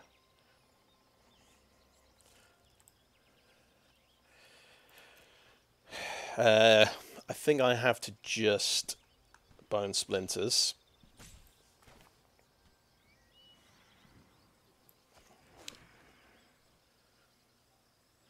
First of all, Elfhame Wurm swings in.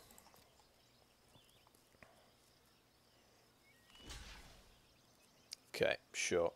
We'll trade off like that. That's fine. Doesn't seem like a great idea, but Bone Splinters now has to take out Serra Paragon because he's got stuff he can play from the graveyard. And end the turn.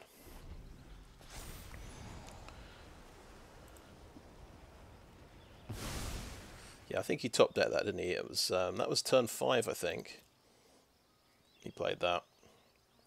Well, that's got the pump, interesting. And he's got another rare here, Stronghold Arena, so that's drawing him cards. Okay, good to know, good to know.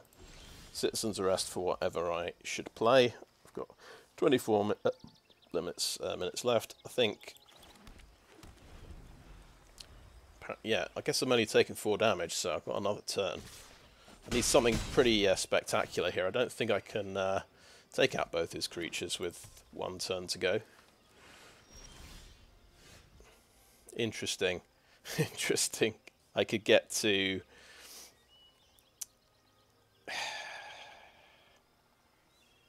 I could kill the soldier and get to 4 life.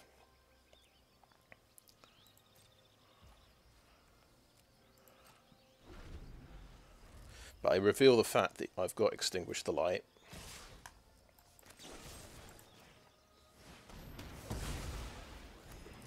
But it's like, hey, we live another turn. Let's sort of, let's do it. Okay. Okay, good game. Concede. So, definitely 5-color domain. Big creatures.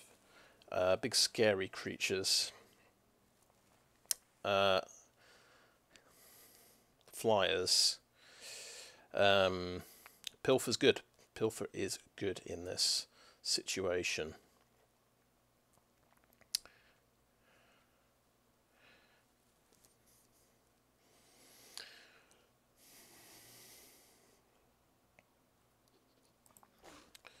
What about tribute to Urborg?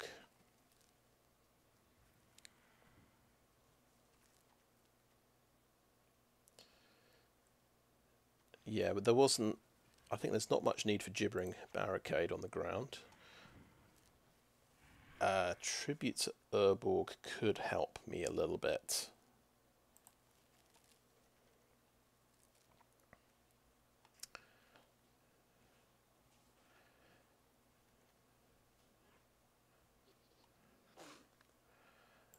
I'm going to do it. I'm going to go for the white flyers. So let's go Coalition Skyknight and Cleaving Skyrider.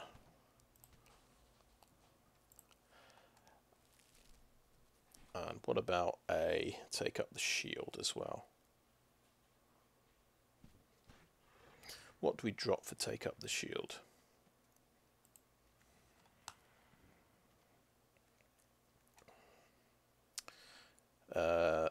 Because tribute to Urborg might not be good enough. Maybe don't want to have too many white spells. Maybe that's fine. Okay. Oh, destroy evil could be even better, to be honest with you, which could be better than tribute to Urborg. Yeah.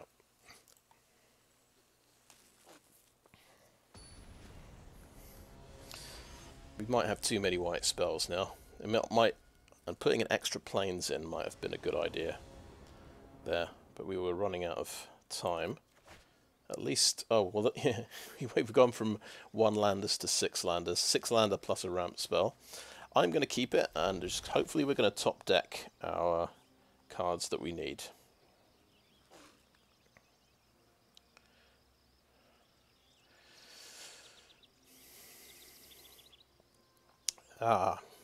Variants. That's what this is an example of. So I guess that's our turn 5 play. Make 2 1/1s. Okay, tap lands. Leyline Binding. That's a nice bit of action. Nice and cheap now as well.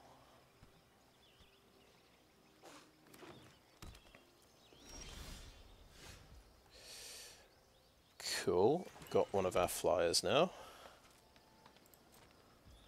So we have a 4-drop, which is something. It's very vulnerable to Archangel of Wrath, of course. It's got 2 toughness. Okay. Solid. So it's got a 3/3 creature, which is actually going to be a problem. It's going to be... That's a bit of a beta for me. I hate to use Leyline Binding, but I've got no better answer, and this might be a good, efficient use of mana.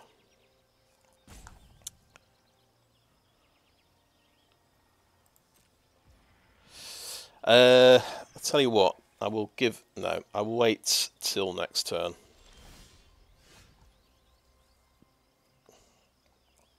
play a Swamp, and I'll play the Skyknight.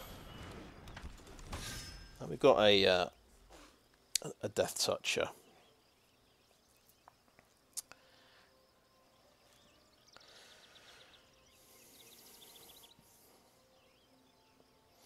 So we're lucky, we've actually drawn 3 cards off the top instead of lands.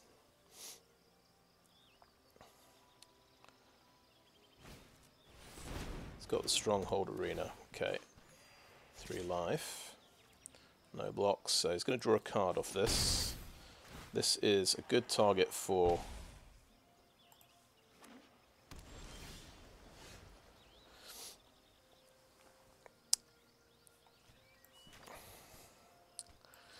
our Leyline Binding, actually. That's what I'm thinking. I think I just swing in with a Knight. Attack.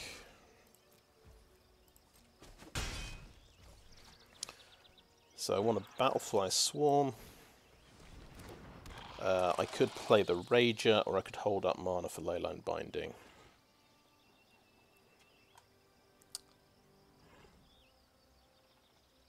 I'm going to play the Rager.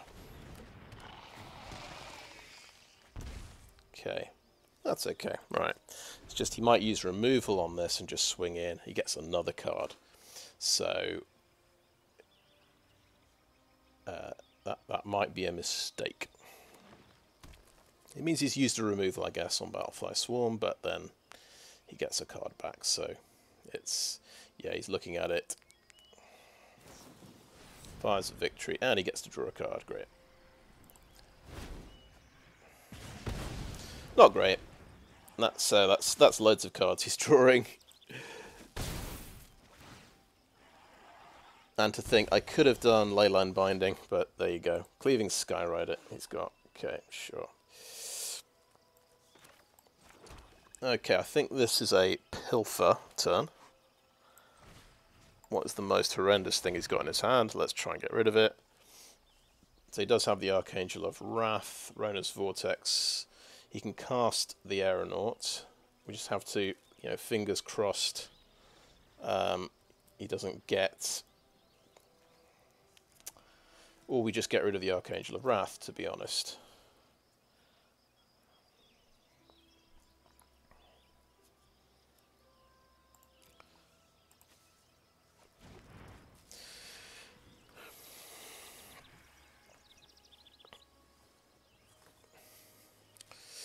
Right, so yeah, what do I Leyline Binding?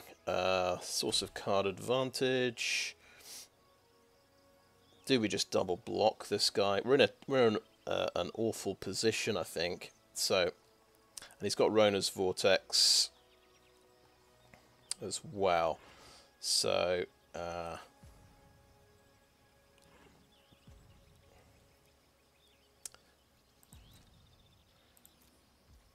and turn.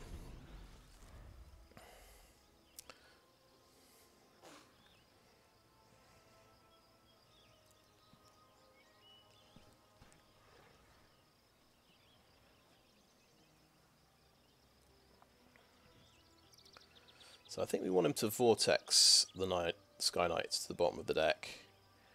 And then I'll just Leyline Binding his Root Weaver, I guess.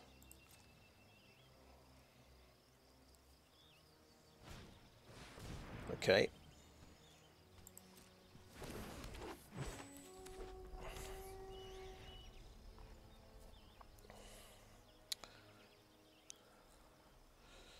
Right. Cleaving Skyrider can do quite a lot of damage. I think got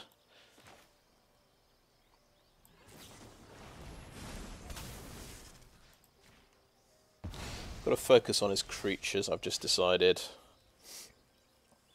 And we'll scout the wilderness, make some tokens.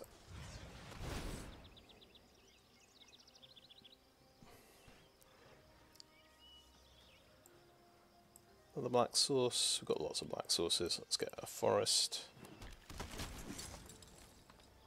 Get a swamp in play. Swing, we'll swing with that. We could enlist. No, we'll just attack like that.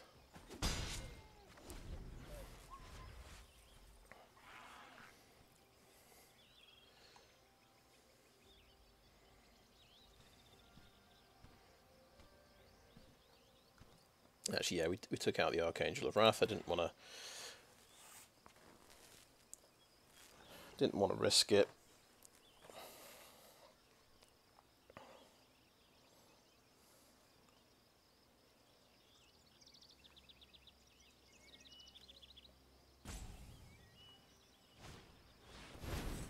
Key to Amplifier on the Skyknight, okay. Sure.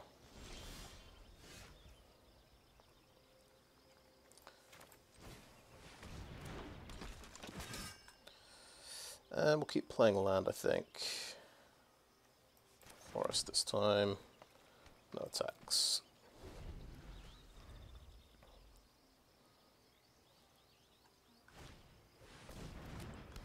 Okay, we know he's got this very dangerous thing that will take out one of my creatures. Oh boy, not much happening. Okay,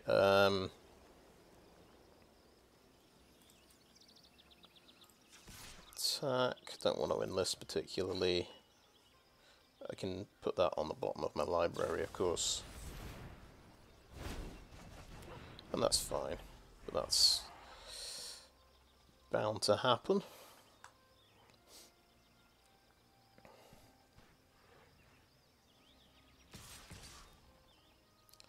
So we know he can Skyrider. Right.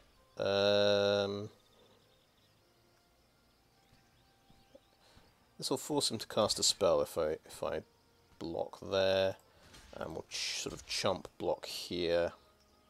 See what's going to happen. Might be a Cleaving Skyrider. Yeah, enticed him to bring that into play to kill the Rager. Okay, that's fine. Ah, Neshoba Brawler. They always have this card. I get to look for more land. That's wonderful. Oh, we completely whiffed. It was all cards on top. I'd have top decked 6 cards in a row, and they all go to the bottom of the deck now. Wonderful.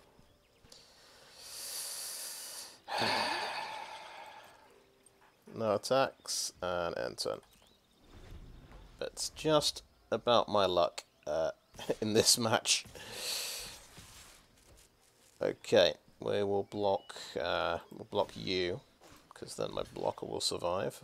I'll stop 1 damage. We'll block you.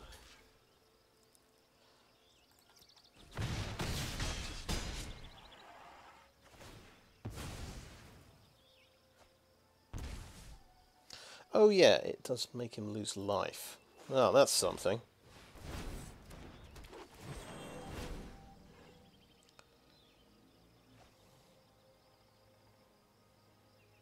Interesting. He got the early creature, and you back that up with Stronghold Arena, and I don't have a good answer. Right. I think we lost. So I've only got Tail Swipe. It's not the best thing on a 0-2 wall. Could take out the Deathbloom Gardener, I suppose. Okay, probably a good game here. Let's Tail Swipe Deathbloom Gardener, just to show him who's boss.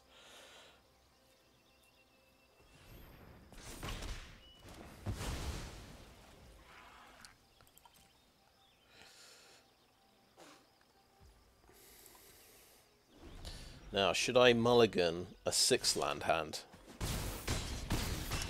Is a good question. Probably.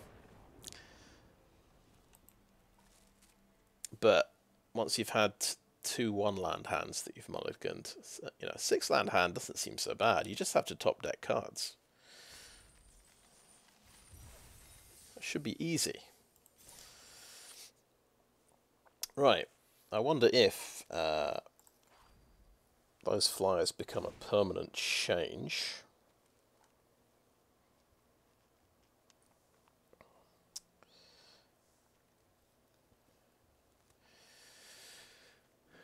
They are a bit iffy, I think, but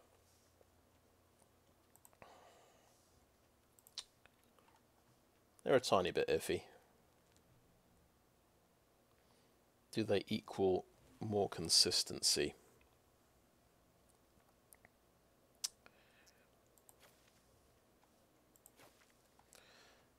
So I think we were dropping the Warhorse.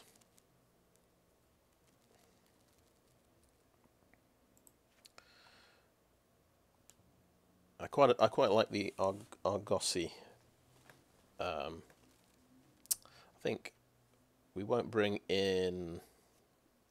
Do we want to bring in the Skyrider instead of the Coalition Skyknight?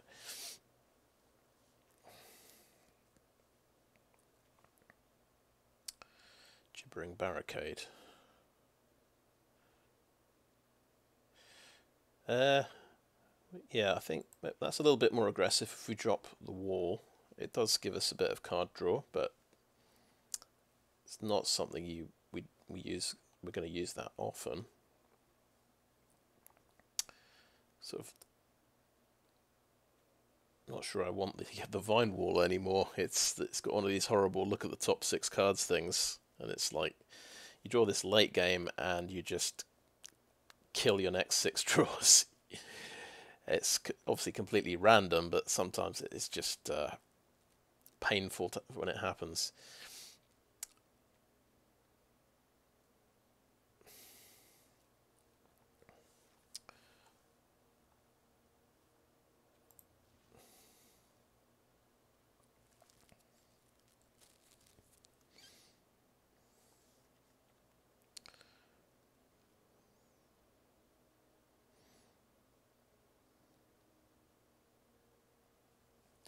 Kind of just have to accept it's probably a dead draw late game. I think if we're not running the walls, I think we do something else. I think maybe we just go for the Rootwalla, have maybe a solid 2/2.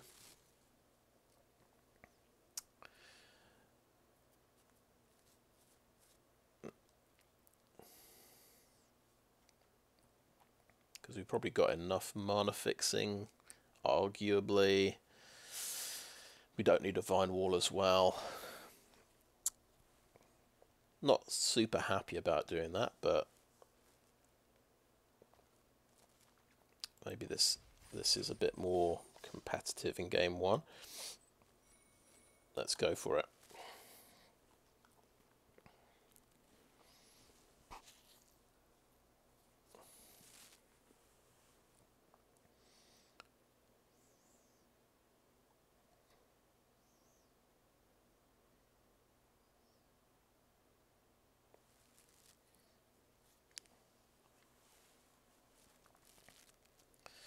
Had the same thing with the inscribed tablet. That's the artifact that searches for land. Except if you whiff, you get to draw a card from it.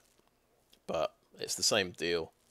Sometimes you get it late game. You think, oh, okay, I'll get a land out my deck, and you just you put 6 decent cards on the bottom of your deck, and it's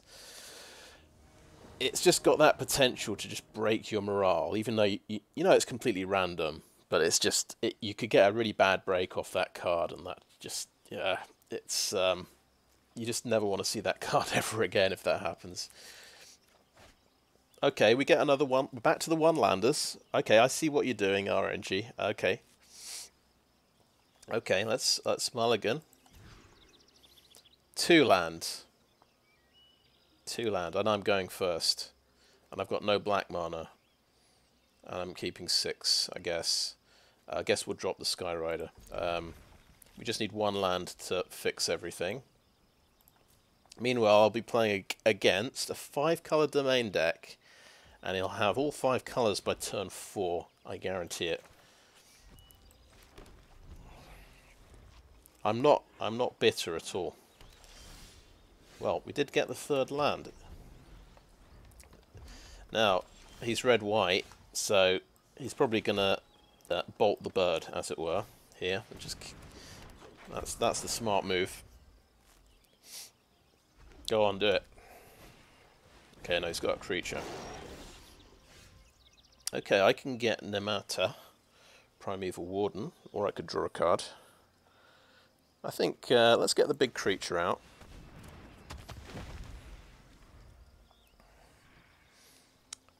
Carvu can swing and do me 4 damage here. It's a pretty serious dude.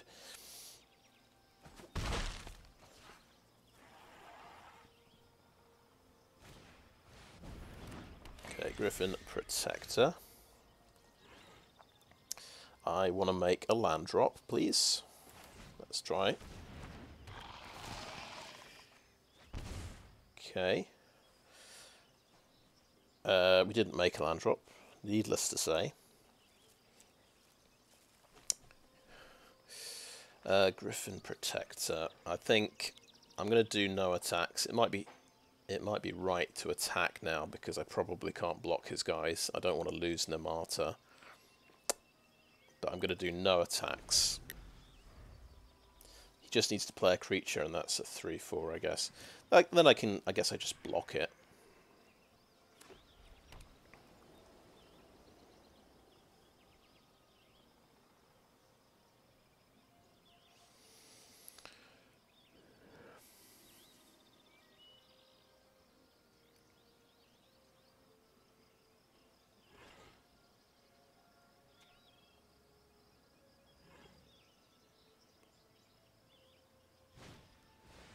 Okay, removal, sure.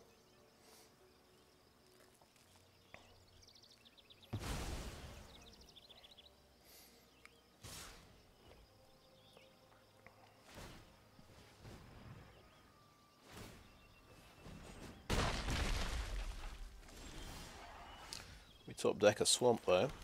Pretty neat. Snarespinner is pretty good.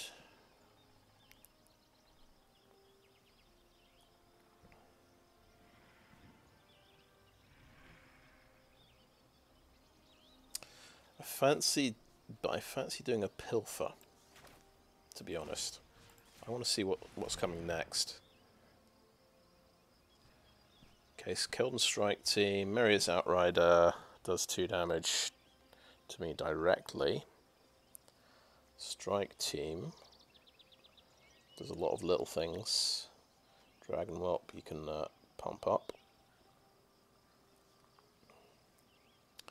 It's pretty horrendous, actually. It's he's got a lot of action. Strike Team actually buffs the Protector the most. Yeah, and actually gets through the Snarespinner, unfortunately. There's a lot of terrible things in that hand. I think Strike Team is actually the worst thing there for me to have to deal with. Let's play that quickly. We've run out of time. And we'll play Battlefly Swarm as well. But yeah, missing land drops just killed me there. And he has got quite a good rollout. I mean, it wasn't. It's not like it was the fastest. So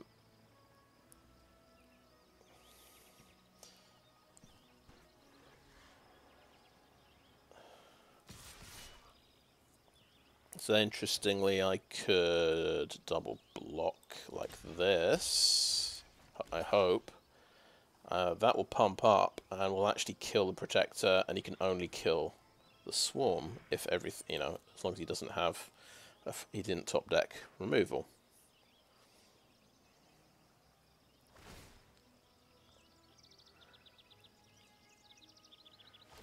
Yeah, Carvu goes to 3/2. Okay.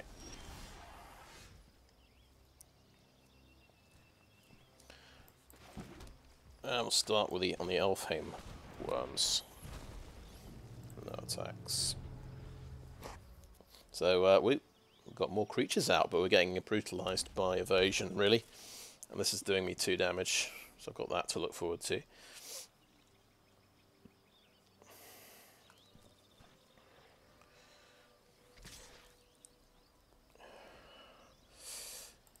No option but to block, really. If you top decked a combat trick, then fair play to him.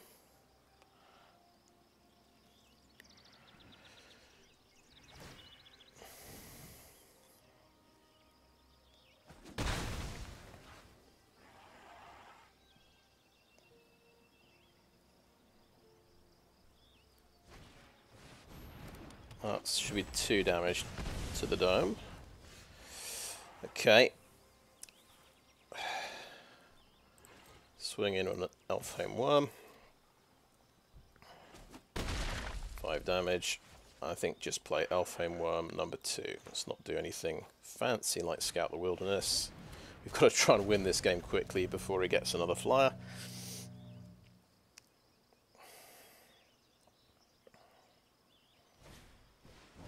Electrostatic Infantry, very interesting. Okay. Phoenix Chick, he got another flyer, and it's got haste. At least it's only 1 damage a turn. Dead in 5 more turns.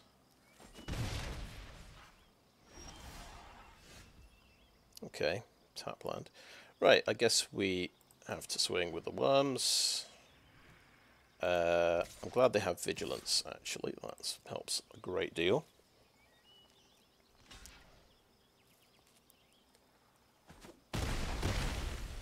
Okay.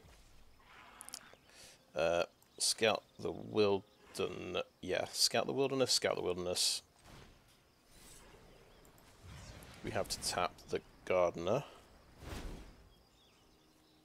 Get planes out just because, or no, get a swamp out because I've got planes coming.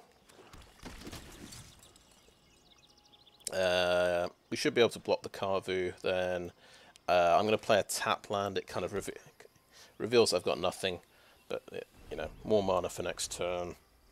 If I should top deck something, I can represent the fact I've got, you know, an ancient one of those 7/7 tramples in the deck, I guess.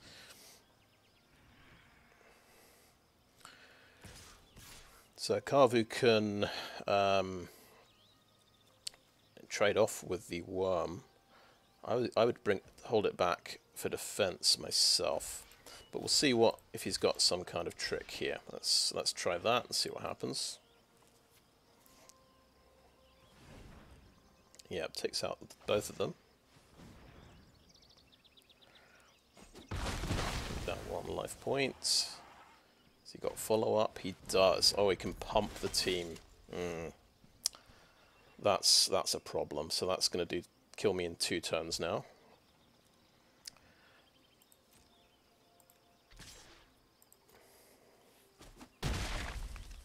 Goes straight through. Okay, and turn.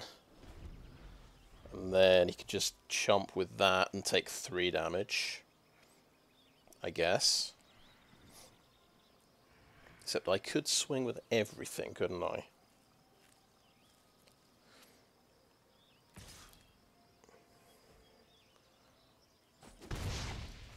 Okay.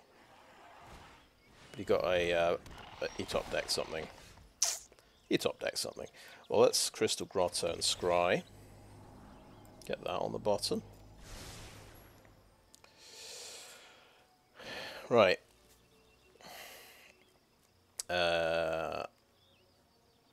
Let's just keep attacking.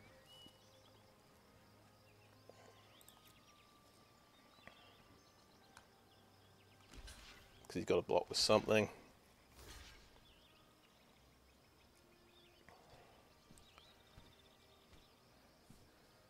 Battlefield. Right. I could kill 2 creatures.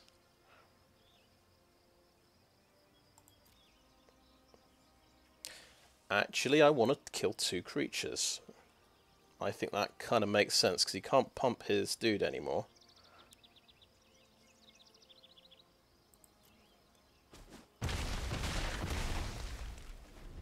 And I've got a block on his Defiler of Faith. Death Touch. That's my reasoning.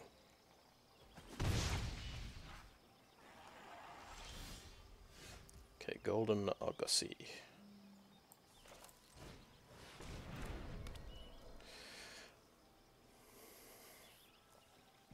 Right, so I guess I could attack with a 3/6 next turn, and this would exile. It's another ground blocker. It's not hugely useful. See, if I'd put another flyer in, I don't know. I might be playing both flyers now. I think of it. Right, no attackers, and end the turn.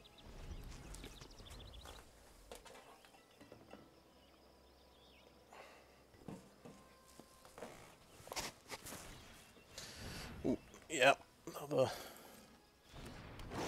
another one.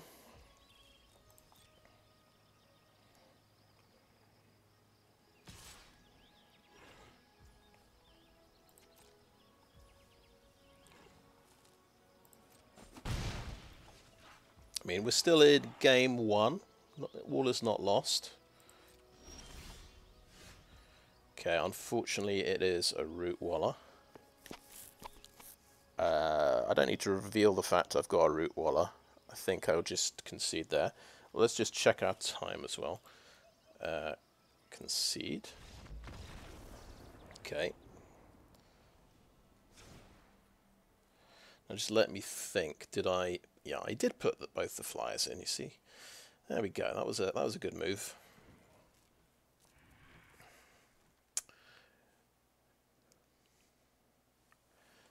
Yeah, let's remind myself. This is an answer to small flyers, so this goes in. Do we need to pilfer things from his hand?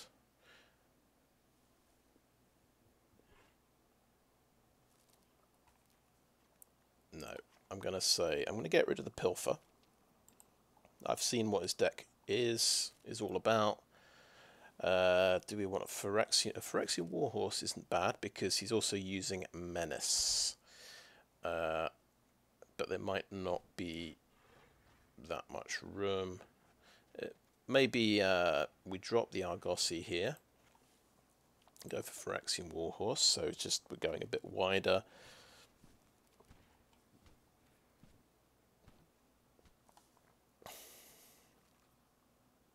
And do we want Destroy Evil? I'm going to say no. It's just the Phyrexian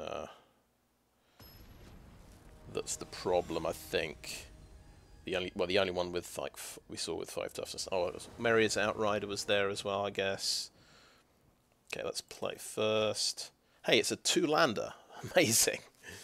I'm blessed. Right. And we're 1 land away from Scout the Wilderness. We've even got our 2-drop Rootwalla. We're 1 away from a Rager. Yeah, good opener.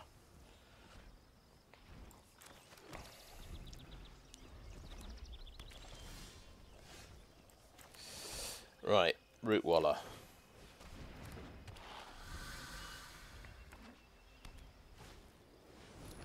He's got his infantry and yeah. Swing in. And yeah, we didn't make our land drop on turn 3. Entirely predictably.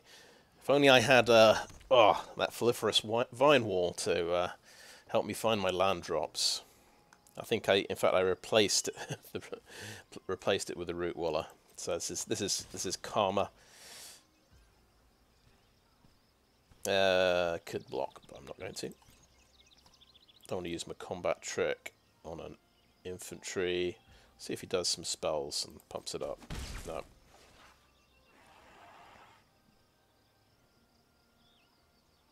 Crazy to think I've ruined my deck by taking out the Foliferous Vine Wall, and I'm going to get just mana screwed every game. Yep. I've ruined my deck. I think I'll just swing with the Swarm. Or both, maybe? Yeah, let's go both.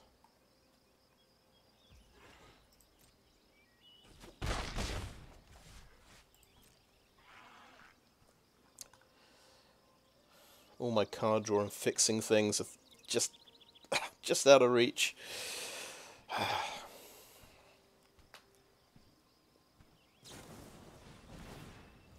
Okay, that's getting a lightning strike on it. Fair enough. I think I was saying earlier, never attack with your Battlefly Swarm. I'd have felt really bad if he hit it with artillery strike. But there's no answer to that one really.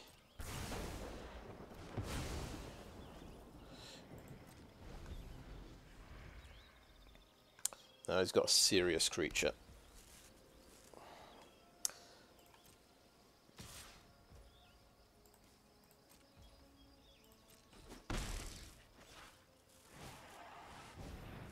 Okay. Oh, thank God. So yeah, we missed, was it 2 land drops there? All in a day's work. Right, Rager, I'm thinking.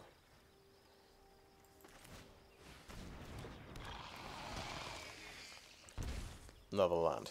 Great, land is coming. That is good news. We might not be able to block anything here, which is not good. Well, he's going to get 2 for 1 with the Kavu. If he has removal, he gets a 2 for 1, basically.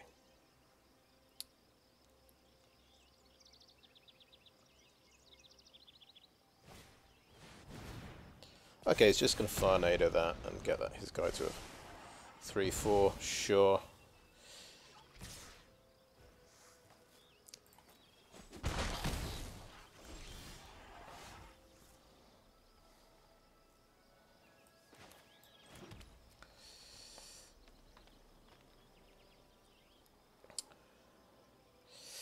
Right, so we could do a Scout to the Wilderness to get our planes for next turn, because we're just rapidly dying. We could Rage it for another card.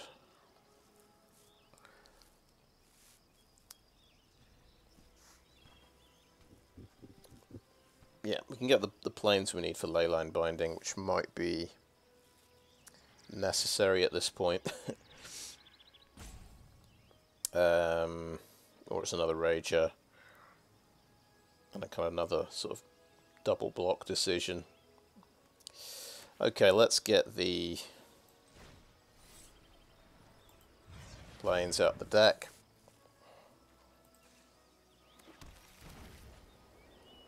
Next. No attacks, and turn.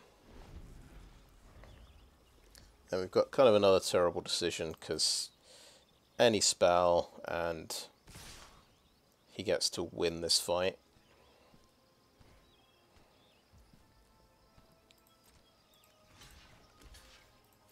Any instant spell, that is.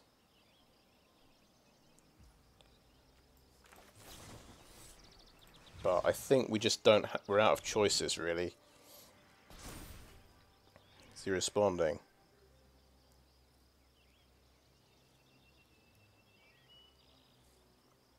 Well, it's paused. He can pump the Kavu. That is why he's got priority, potentially. I mean, potentially that's the only reason he's got priority. No, he has... Okay, he has a lot of stuff, so he gets to win the fight and do me 7 damage or something. Oh boy.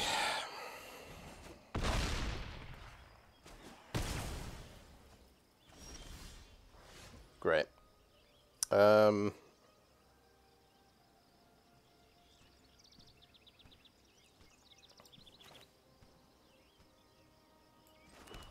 Can chump block with another Skyknight and Leyline Binding his Kavu, I guess. Doesn't feel great. Hey. Elas il-Kor.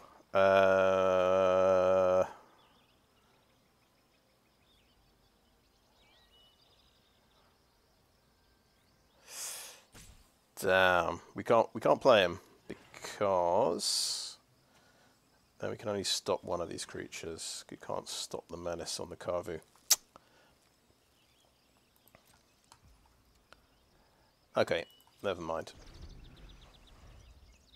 There's a chance we'll get to live another turn. Slim chance, but chance nonetheless. Let's block you like that.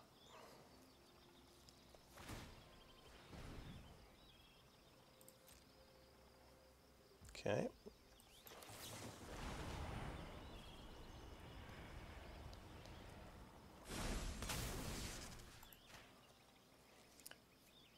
Never seen Flowstone Kavu be so terrifying before. Oh, shit. I didn't read that card. That card's got Trample, by the way. Oh, okay, Defiler of Instinct. Sure, why not? Casual Defiler of Instinct. Right. Sunlit Marsh is too slow with the white mana. And we can kill this guy. No, we can't. It's first strike, of course. Oh well. Good game. That will lose before we kill the infantry. Right. I'm not happy.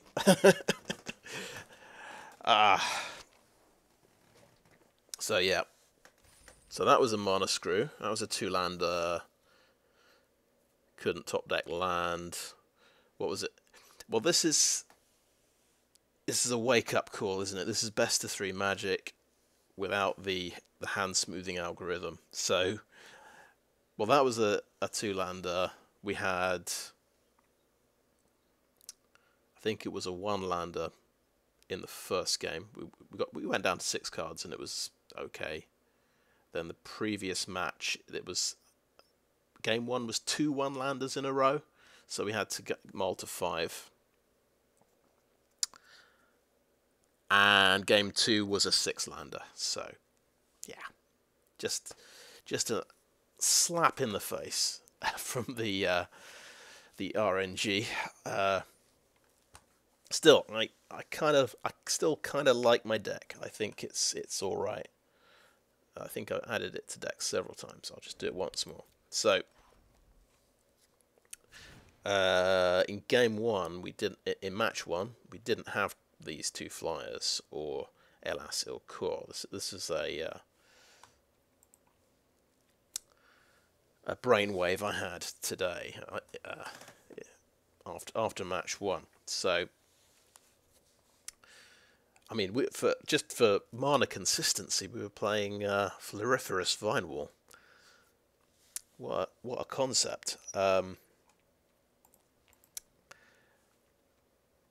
And I think a Gibbering Barricade as well is quite a good defensive structure that can sack creatures and draw cards in the later game.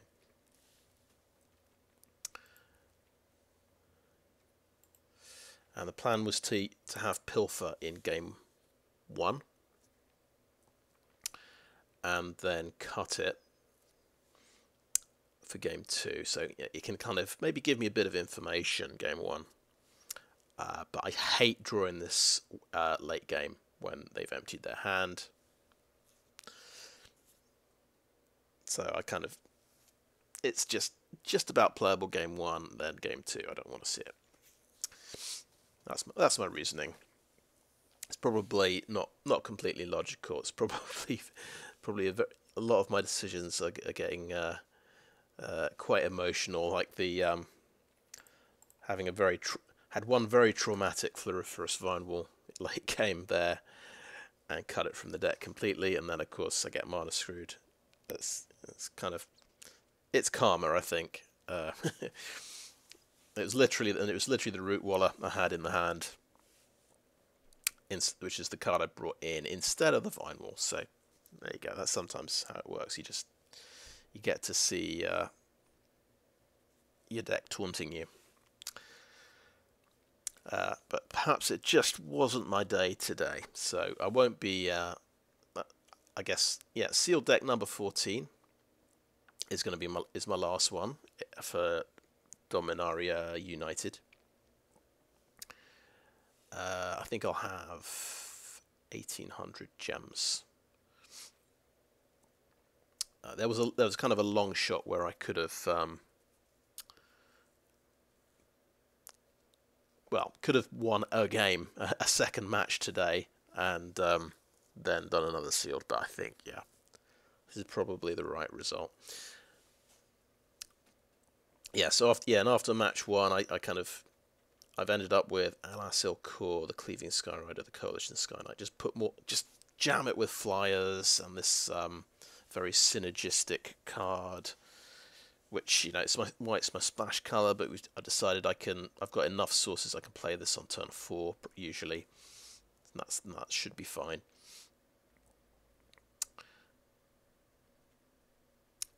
Yeah. With the number of flyers I was running into, it seems like a good decision. But I left the tribute to Urborg in the sideboard. It's an extra thing I can throw in if they're using the small low toughness flyers, because you can't really kick this and I'm not splashing blue, so it's just like a shock basically.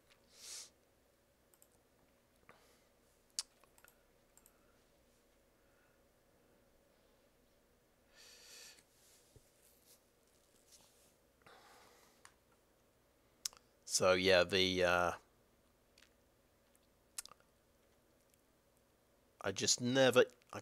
felt like last 4 games I never quite equalised. I had a moment, I think, in one of the games. I got Elfhame Wurm, then another Elfhame Wurm. I was ticking down from Phoenix Chick. It was going to kill me in 4 turns. But I think, yeah, he top decked a big creature. So my Elfhame Wurms got traded off, and I found no answer to the Phoenix Chick, I think.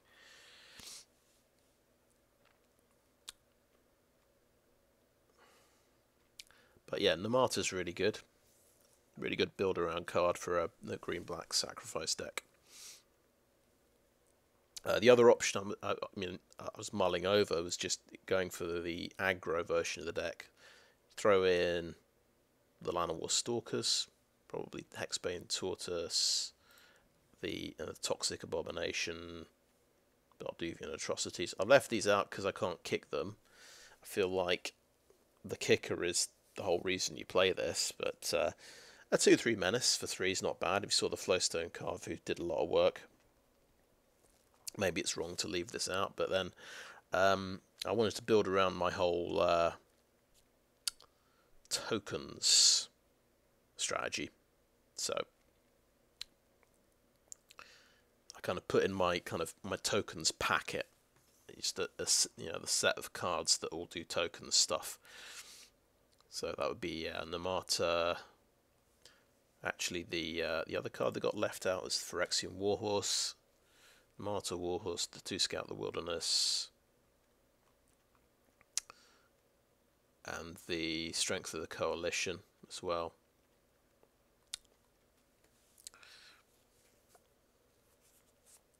Yeah, so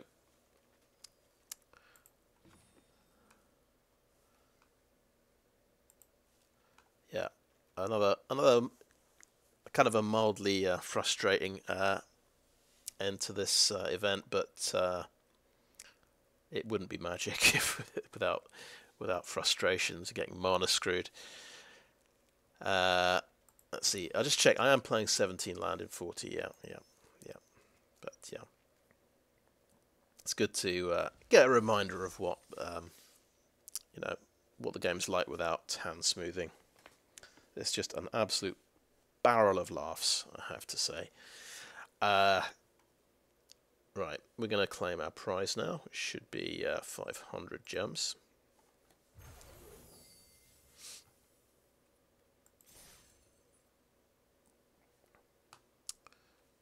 I am not tempted to do a draft to try and get gems to do another sealed.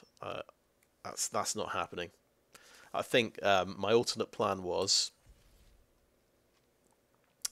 we're in gold 2 in constructed. I think I might try and get to plat. That's my backup plan for this evening. So yeah,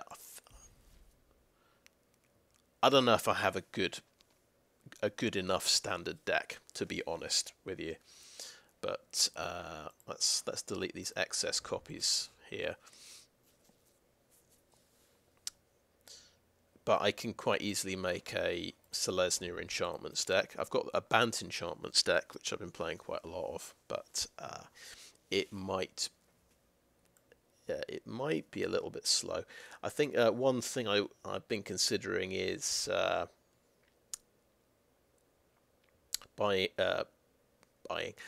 using wildcards.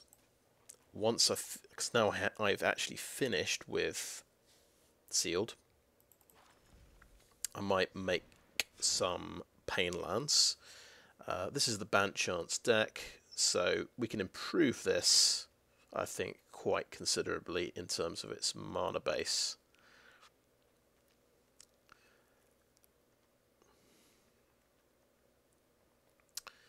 They're all rare lands. It's got, I think, well, the 4 Brokers Hideout, I think, high priority to replace these, I think.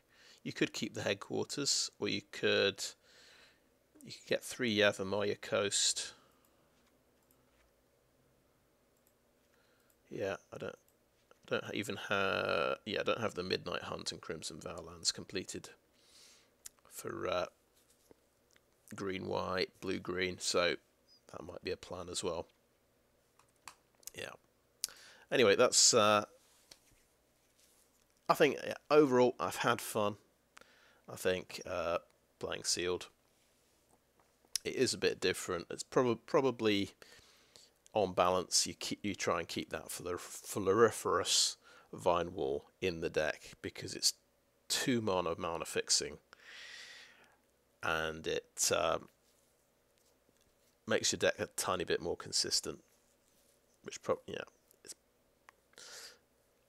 or you just play Boros aggro like almost everybody else, and just put fingers crossed you like draw your mana. It just seems to work. So anyway, I think that's the video. So thanks for watching.